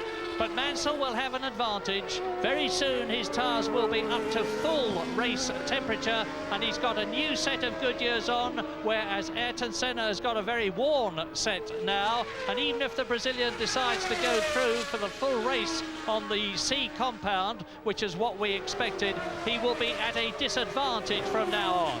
Lap 37 out of 59 in the British Grand Prix. Mansell leads Ayrton Senna. Alain Prost is third. Gerhard Berger is fourth. Up into fifth place has come Bertrand Gachot in the Jordan Ford. Sixth is Stefano Modena in the Tyrrell. Seventh is Nelson Piquet's Benetton. Eighth is Blundell. So he's 1 place off the seventh at Brabham lead. And that is De Cesaris, and he's been in front of Senna for several laps, and Senna is beginning to get cross. And the reformed Andrea De Cesaris is was going back to his old ways. Well, Senna has finally got past, but that's taken him a good 3 laps to achieve, and he won't be best pleased with De Cesaris then, when he had Mansell just in front of him and a possible chance to challenge for the lead. Although I think even Senna would concede, as Mansell weaves about trying to pick up the toe behind the Tyrrell there. But I think he would concede, as Frank Williams, watching everything eagle-eyed on the television. But I think Senna would concede that Mansell on fresh tyres is really much too much, and in the Williams for Senna to do anything about. But at the same time, it's nice to show your nose and have a bit of a nibble at him to put him under pressure. I thought Nigel Mansell was going to be held up by Satoru Nakajima in the Tyrrell Honda there, but the Japanese driver moved over and led him through.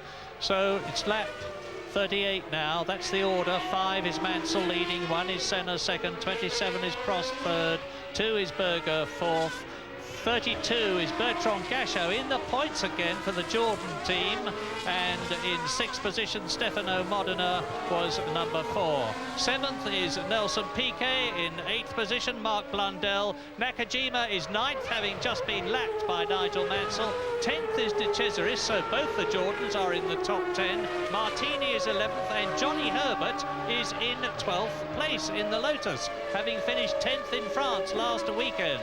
A real fillip and encouragement for the Lotus people at Hethel. So, Senna.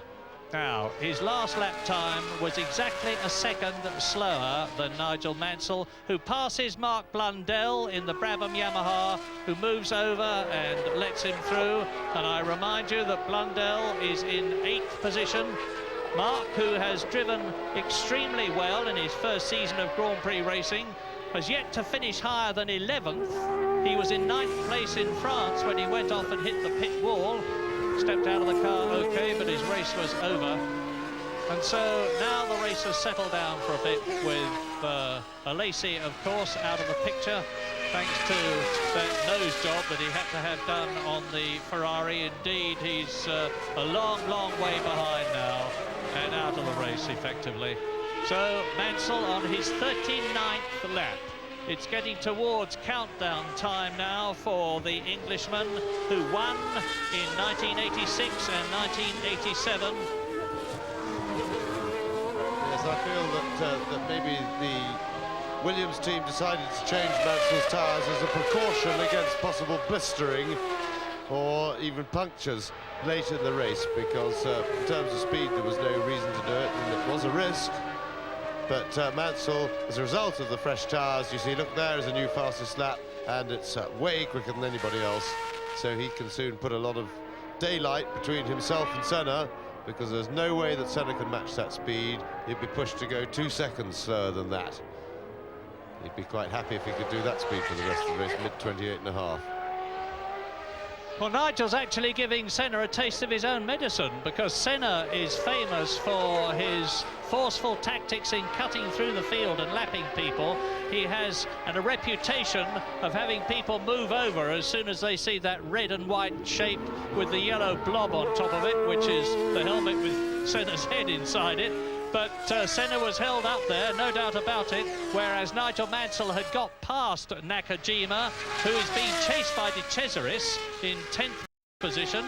And Senna now, who was only a second or so behind Mansell when the Englishman came out of the pits, is now 6.5 seconds behind. But still, I say again, Senna will not be unhappy with this situation. Of course, he would like to win his 31st victory, but he will be happy with second place and the 6 points that go with it, because after all, Silverstone and the British Grand Prix, important as they are but 1/16th of what these men are racing for, and that's the World Championship. Well, Mansell is now going so quickly, some 9 seconds. Mark Blundell goes into the pits there in the Brabham Yamaha. So 9 seconds ahead of Senna already. Another new lap record on the next lap, so he's carving his times down now with the fresh benefit of fresh tyres. And in fact, Senna's bigger worry now is Alain Prost, who is slowly hauling him in behind, and Prost, and there's Blundell. That was a quick change. That's exiting the pit road there. And that was quite a quick tyre stop. And Prost is now only 7 seconds, or just under 8 seconds behind Ayrton Senna. Yes, I'm watching Mark Blundell very carefully, a star of the future if ever I saw one, because he's only 26 years old now, and this is only his 7th Grand Prix. The man who's come up to Formula One by way of Formula Ford 2000 and Formula 3000 and sports car racing with Nissan, and he's had several near place situations this year, only to lose them for one reason or another. Well, he's come in, he's changed tyres, he is in 10th position, 1 lap adrift, but it's still Mansell now nearly 10 seconds ahead of Senna. And you remember how recently it was since Mansell came in the Williams, as up to and past Johnny Herbert goes Alain Prost to lap the Englishman. Prost in 3rd position and Johnny Herbert is in 12th, and the race order on lap 41. Mansell leads, Senna 2nd, Prost 3rd, Berger 4th, and Berger is 23 seconds behind Prost. This race is effectively between Mansell in the lead, Senna 2nd and Prost 3rd, with Mansell way out in front, of course, and then Bertrand Gachot 5th and Modena 6th. Well, Senna's tyres must be all right, and he must have been listening to me, because just as I talked about the threat from Prost behind, Senna responded by putting in his fastest lap of the race on the very next lap, and that actually has stemmed the tide of the arriving Prost a little bit, because it's now 8.5 seconds, the gap. He's opened it a little bit.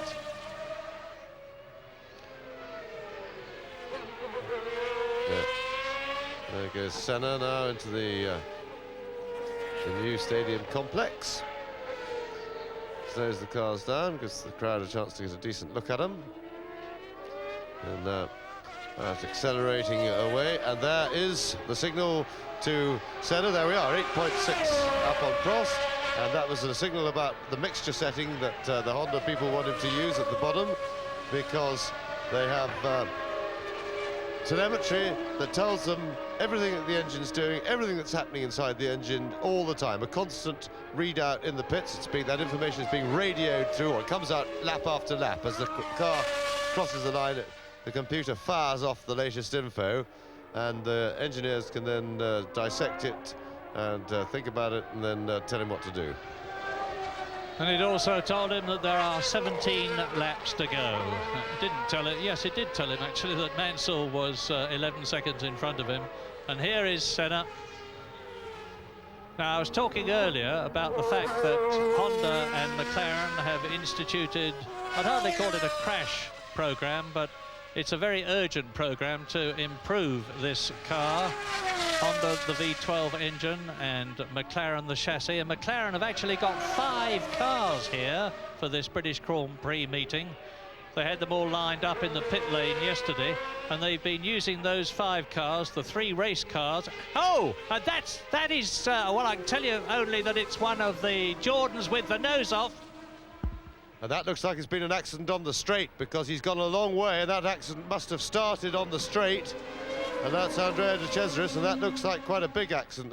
There will be debris on the circuit, and he's now hobbling a little bit. Yes, he's bashed his ankle probably, but the car looks to have stood up to whatever impact it had quite well. But it seems that something has happened, whether something broke on the car or whether there was contact with another car. He's definitely got a slightly sore leg.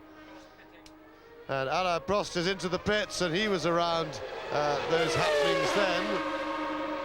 And in the meantime, Senna, in fact, had responded, in a canny race by Senna, because he speeded up, not just the lap I told you about, but the next lap as well, and he actually extended his lead over Prost to 9.5 seconds in short order. So just fresh tyres for Prost.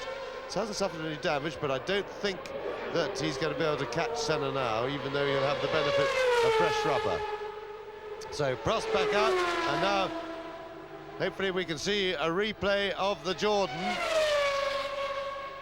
Now we see, well, we don't see where he lost it or how he lost it, but we see the Jordan, and that is quite a big impact on that wall. Oh, crunch. And that left front corner of the car appears to have taken the impact well. Now, whether he lost it on his own just coming out of Abbey Curve, oh, that was close for the Tyrrell there. Whew, dear oh dear. And that was Prost locking up behind, and that was probably why he went for tyres. He flat spotted his tyres trying to avoid the Jordan. Now, as I say, he could have lost it, just hit the curb coming out of Abbey. That might have caused that, or else it could have been some problem with the car. And it was Satoru Nakajima who was locking up frantically to avoid the Jordan. And as I have said before, that is outstanding testimony to how very strong these modern Grand Prix cars are. That is actually where Barry Sheene had his dreadful accident on the Suzuki in practice for the British Motorcycle Grand Prix years ago. You come up over the crest, and that's where Andrea de Cesaris lost it. So now Nigel Mansell still leads, but now in 3rd position behind Senna, it's Gerhard Berger, with Alain Prost having gone into the pits. So this will be a matter of joy for Ron Dennis, the head of the McLaren team, because his men in 2nd and 3rd places are on 10 points for the Constructors' Championship, and since Williams were getting pretty close to them, they will be very welcome indeed. 5 Mansell leads, 1 Senna 2nd, 2 Berger 3rd, 27 Alain Prost down to 4th position. Bertrand Gachot, however, in the Jordan is still in 5th position. Up to 6th has come Modena, 7th is Nelson Piquet, 8th Satoru Nakajima, 9th Martini, 10th Johnny Herbert, as he was in the French Grand Prix. Marc Blundell is 11th, and Emmanuel Pirot is in 12th place. Senna is driving an impeccable race. I've heard an awful lot of nonsense here at Silverstone about Senna. People have been saying he's a spent force and he's over the hill. Nothing, believe me, could be further from the truth. He's in a car which is not as good as he would like it to be, and yet he has been consistently doing well and getting places. 3rd place in France, third place in Mexico, and he's on target for second place here at Silverstone, which really is the best he could have hoped for. I mean, he had every reason to expect that he would be caught and passed by Riccardo Patrese, as well as Nigel Mansell, who took him on the first lap, and we're with Nigel now on his 46th lap out of 59 now.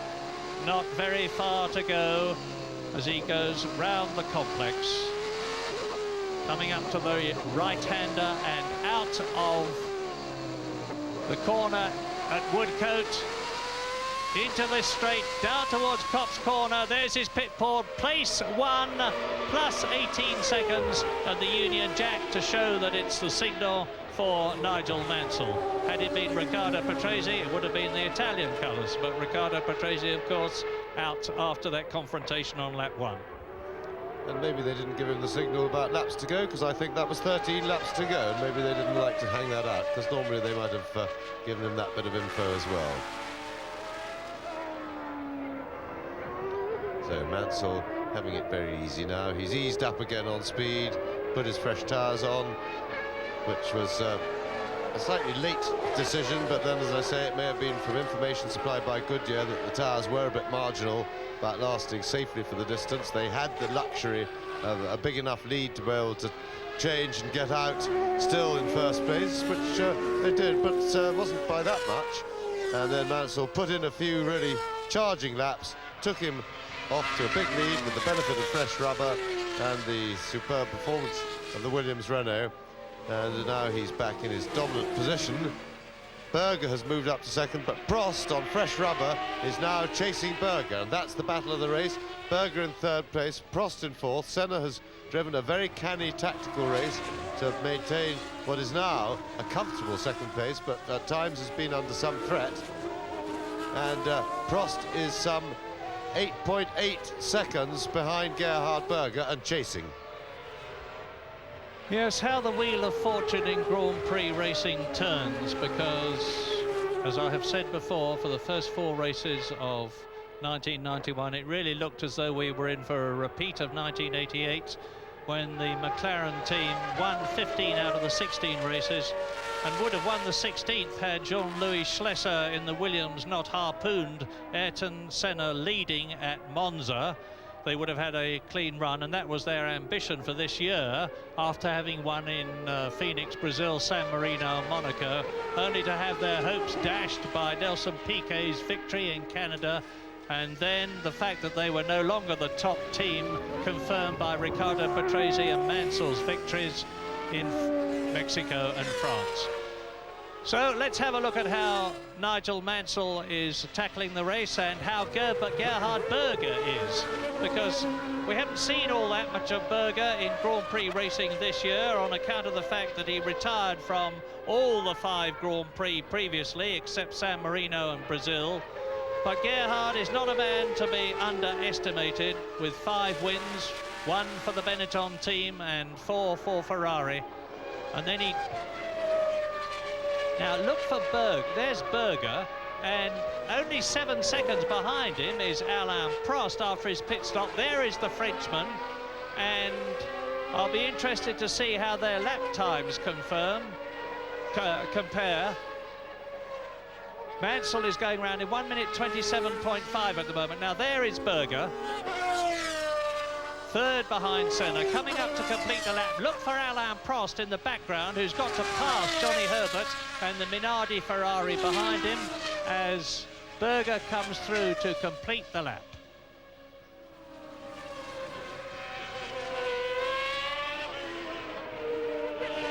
And Silverstone's been lucky, fortunate that the weather's held as well as it has. It's been an ideal day for racing, and now Berger is coming through to complete his 49th lap.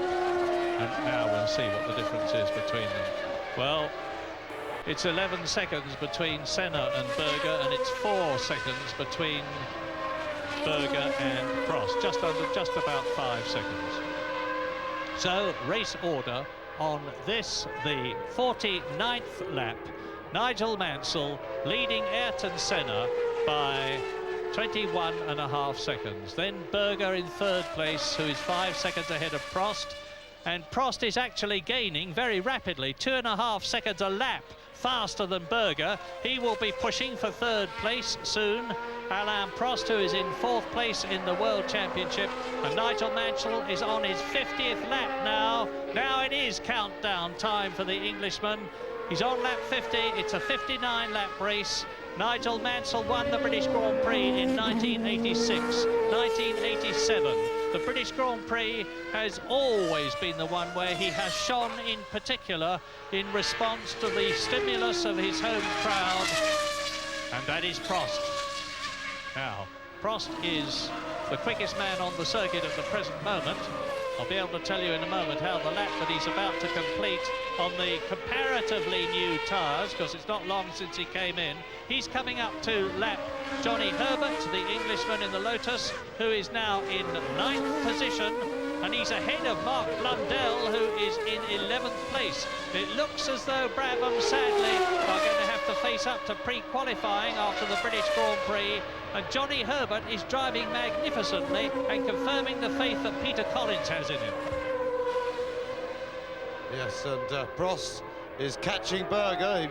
Not so much then, he was a bit held up, and Berger is really responding to the challenge. Berger has put in just on that last lap his fastest lap of the race, and so these two, although they're not line astern, they're not in combat, and there is a clear track between them, so Prost has a clear run at Gerhard Berger. So, there is the top Grand Prix driver of the last decade, Alain Prost. I told you about his record, and he's an extremely nice man to go with it too. So, Mansell leads, Senna second, Berger third, Prost is catching him. Now, this is Bertrand Gachot, and this is the almost storybook story of the Jordan team, because Eddie Jordan has brought a Formula One team into Grand Prix racing this year after having been in Formula 3000, Formula 3. He took the decision to get into Grand Prix racing, and everything has come magnificently right for him. He took on Gary Anderson as his designer. He took on a lot of other star people from other teams and from people he knew in the racing business. They put together this really beautiful motor car. Eddie Jordan, being an Irishman with the gift of the Blarney, managed to persuade Michael Kranofus, the Ford Supremo, to let him have the Ford V8 works engine that other teams would have loved to have, and his drivers have repaid him. Bertrand Gachot is in 5th place in the British Grand Prix, chasing Alain Prost, but a long way behind him, and that's Emanuele Pirro. And behind Bertrand Gachot in 6th position, 3 times world champion Nelson Piquet, but not a great challenge at the present moment. That was him. There he is now in the new Benetton, the B191, which, like the Jordan, has a Ford HB V8 engine, but that has the very latest specification, whereas the Jordan is still racing with one of last year's spec engines. So Gachot is driving a superb race. That's number 32, the man who won at Le Mans.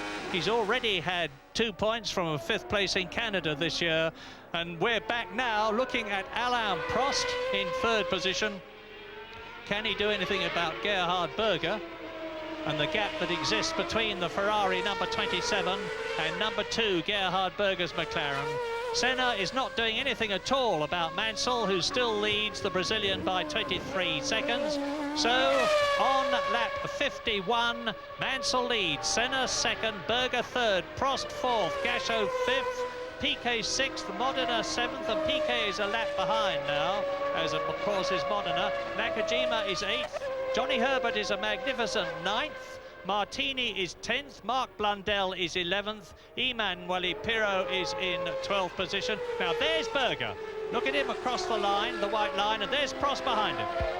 Yes, and in fact Berger has responded to the challenge from Prost. He's going quicker and quicker.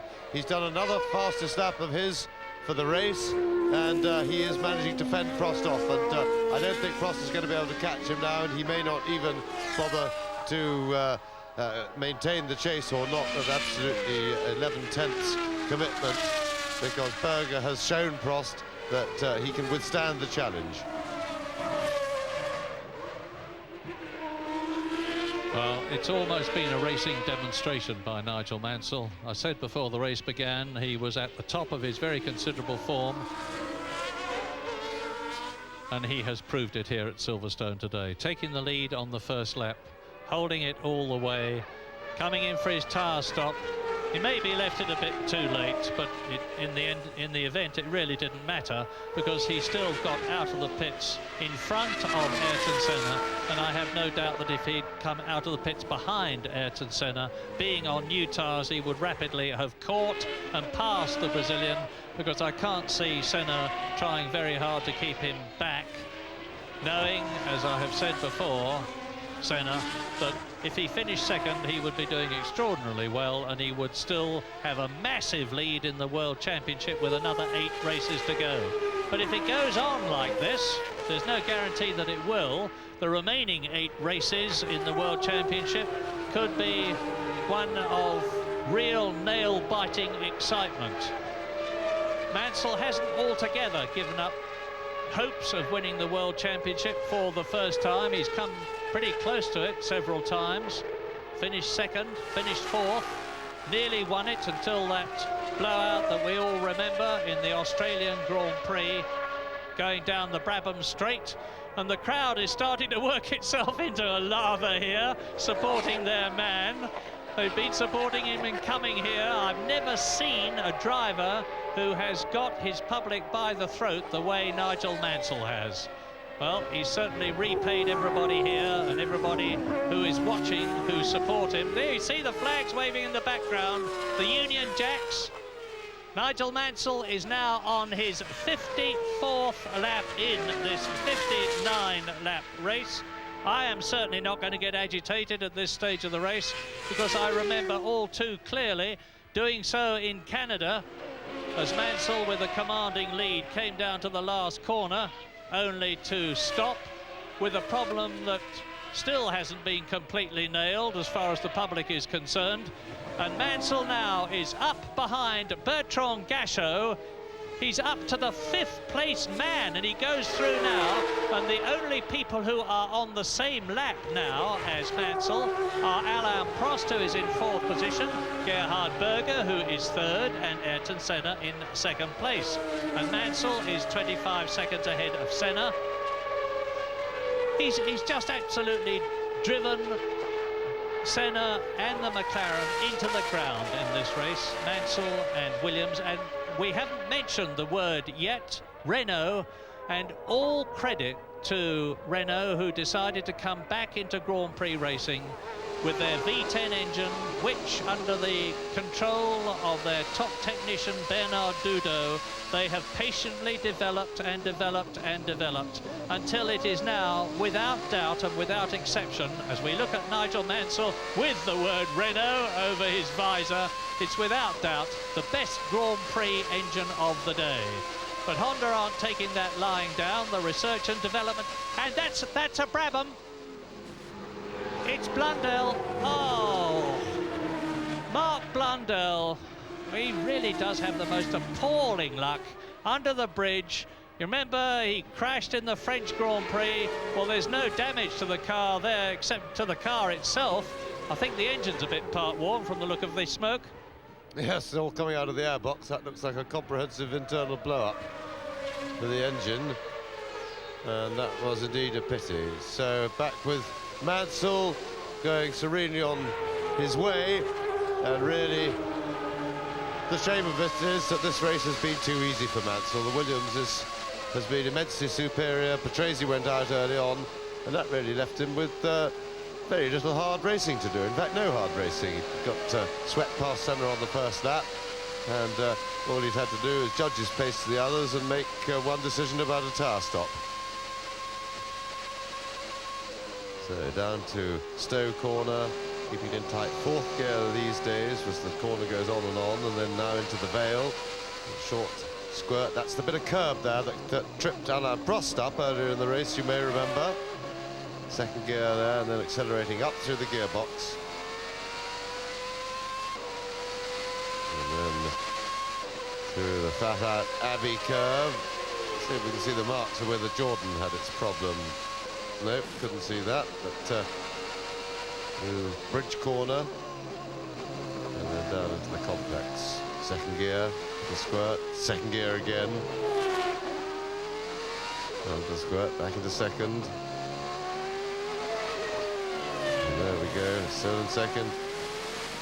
And now accelerating way over the start-finish line, up through the gearbox into sixth gear. 3 laps to go now, including the one he's on, and as Frank Williams watches, Nigel Mansell drives. Fastest in both practice sessions on Friday. Fastest in both practice sessions on Saturday.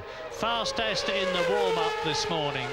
He's dominated the race, leading all the way, and he has put up the fastest lap and therefore a record lap on this much revised Silverstone circuit of 1 minute 26.379. He did that on lap 43 when, of course, he was out after his tyre stop, and he leads Ayrton Senna now on lap 57 out of 59 by 23.5 seconds.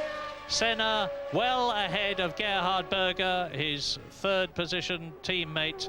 Alain Prost in fourth place, and I don't think he can improve on it now. Bertrand Gachot, if Gachot finishes in fifth position where he is now, it will mean that the Jordan Ford team, who after all are a pre-qualification team, before they can even get to practice to try to get on the starting grid of 26, they have to pre-qualify, but they will have scored World Championship points in the last 4 Grand Prix, Britain, France, Mexico and Canada, from Andrea de Cesaris and Bertrand Gachot, provided Gachot finishes fifth where he is now. Nelson Piquet is in sixth position, and like Gachot, 1 lap down. Modena, that's Nigel Mansell's son, Leo, that was with Frank Williams. Modena 7th, Nakajima 8th, Johnny Herbert in 9th position, going like a train. Martini is 10th, and then 2 laps down, 11th and 12th, Pirro and Morbidelli.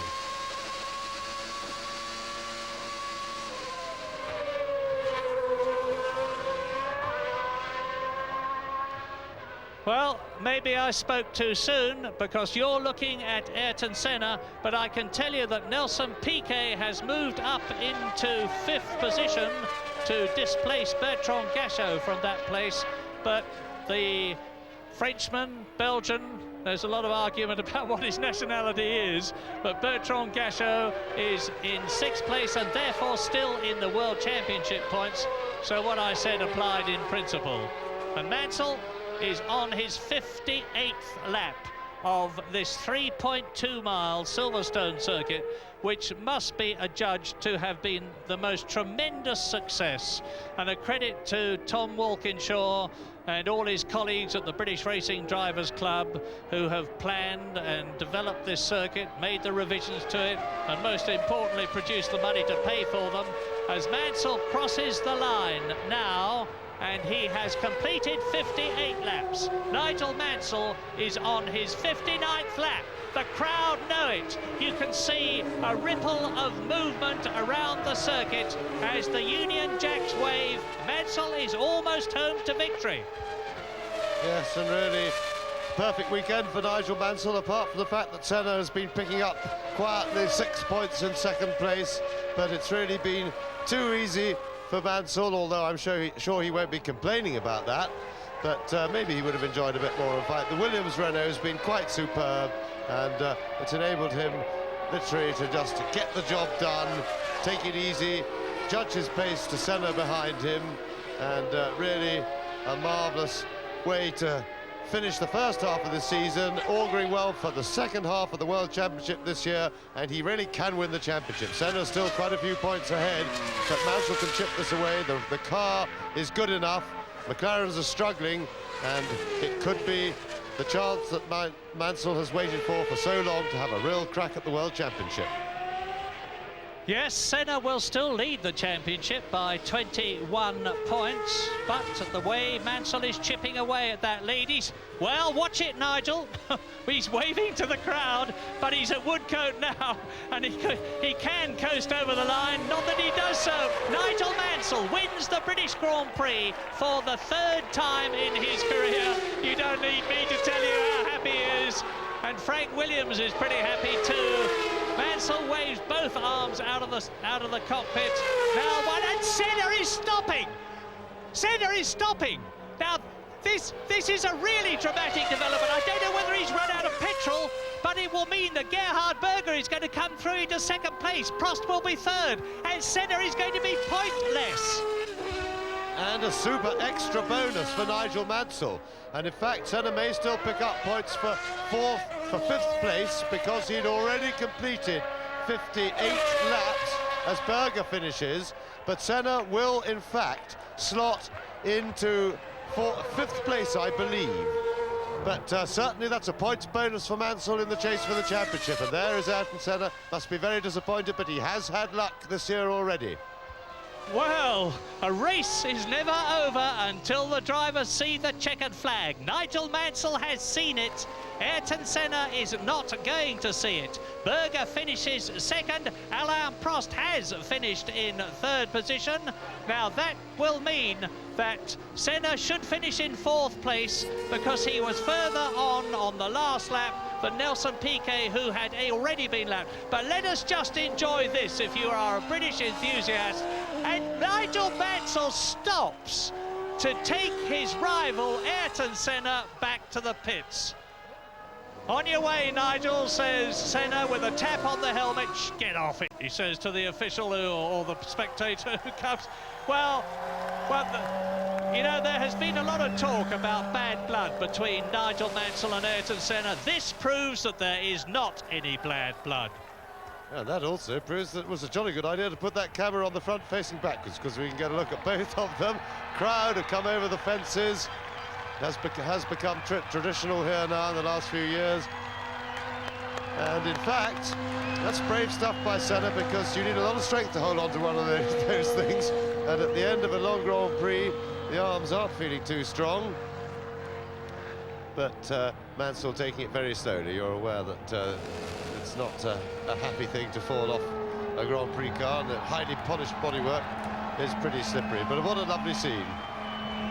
I really like that. Mansell voluntarily stops. He could have driven on. It was the decent thing to do, and as I said, it disproves the belief that there was enmity between the two men.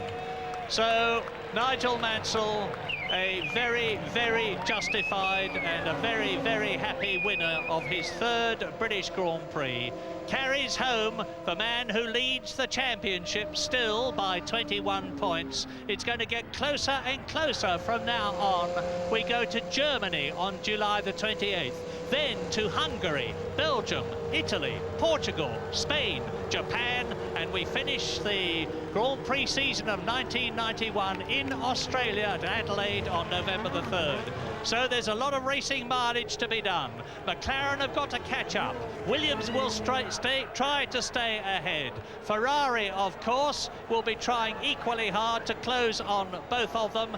And with the news that Tom Walkinshaw has bought into the Benetton team, we can expect that to be pulled very tightly together with the famous Walkinshaw leadership and discipline applied. The Grand Prix season of 1991 is getting better and better, but for Britain and for the spectators at Silverstone, this will do very nicely. Thank you. Nigel Mansell wins. The crowd invade the pit lane, and being British, as soon as they are asked to go back, they'll go back. What a wonderful scene. Mansell won the British Grand Prix by 42 seconds from Gerhard Berger. Alain Prost finished in 3rd place. Only those 3 completed the full distance. Thanks for the ride, Nige, says Ayrton Senna, who finished in 4th place, 1 lap down, ahead of Nelson Piquet 5th. Bertrand Gachot completes the race in the points for Jordan, with Modena 7th, Nakajima 8th, Martini 9th, Pirro 10th, Morbidelli 11th, Hakkinen 12th in the second Lotus, JJ Leto in 13th place, and Johnny Herbert struck a problem at the end but still finished in 14th position. So now the cars will go to the Parc Fermé, and in the Parc Fermé they will be examined by FISA officials, the Fédération Internationale Sportive Automobile, the governing body of world motorsport. Charlie Whiting, the ex-Brabham chief mechanic, will be there to make sure that everything is in order. But a Williams Renault won, and that means to say, of course, that that's the third Grand Prix in succession that a Renault engine has won for the Williams team. Patrese in Mexico, Mansell in France, Mansell in Britain. It's getting closer and closer and more interesting all the time. The Honda V12 powered McLaren of Gerhard Berger second, and then of course the V12 Ferrari powered Ferrari of Alain Prost in third place. Hard luck for Ayrton Senna, but he still gets 3 points to add to the 48 that he already had. So the gap is actually closer than I had prophesied at the time when I expected him to be second, as Mansell comes into the garage. Now, the Drivers' Championship after the first 8 rounds, confirms that Ayrton Senna leads with 51 points ahead of Nigel Mansell, second. In third position, Riccardo Patrese. Fourth, Alain Prost. Fifth, Nelson Piquet. Sixth, Gerhard Berger.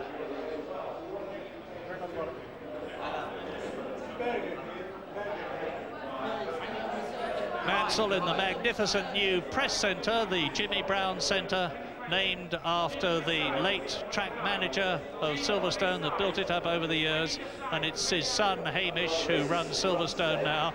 It's a bit tough on Nigel. He's got to climb all these stairs, but I'm sure he'll find the energy and the adrenaline to do it without a problem. He's a tremendously fit man, puffing his cheeks out a bit. Gary Crumpler, who is the Williams public relations manager, greets his driver home.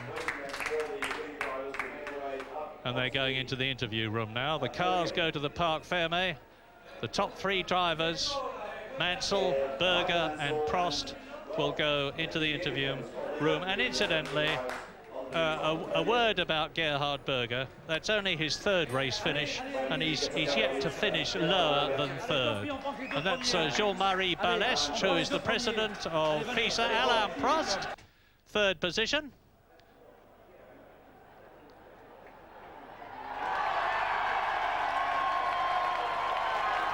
Nigel Mansell in front of the adoring British crowd, with Monsieur Jean-Marie Balestre. Well done, Nigel.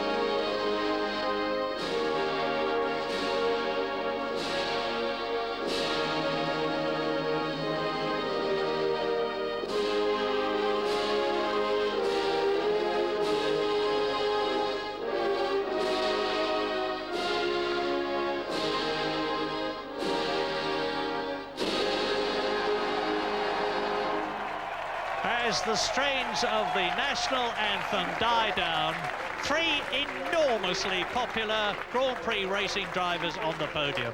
On the left, Gerhard Berger, receiving the winner's award from His Royal Highness Prince Michael of Kent, Nigel Mansell. He led on lap 1 and he led on every one of the other 58 laps. He made the fastest lap. And Alain Prost finishes in 3rd place to take 4 points.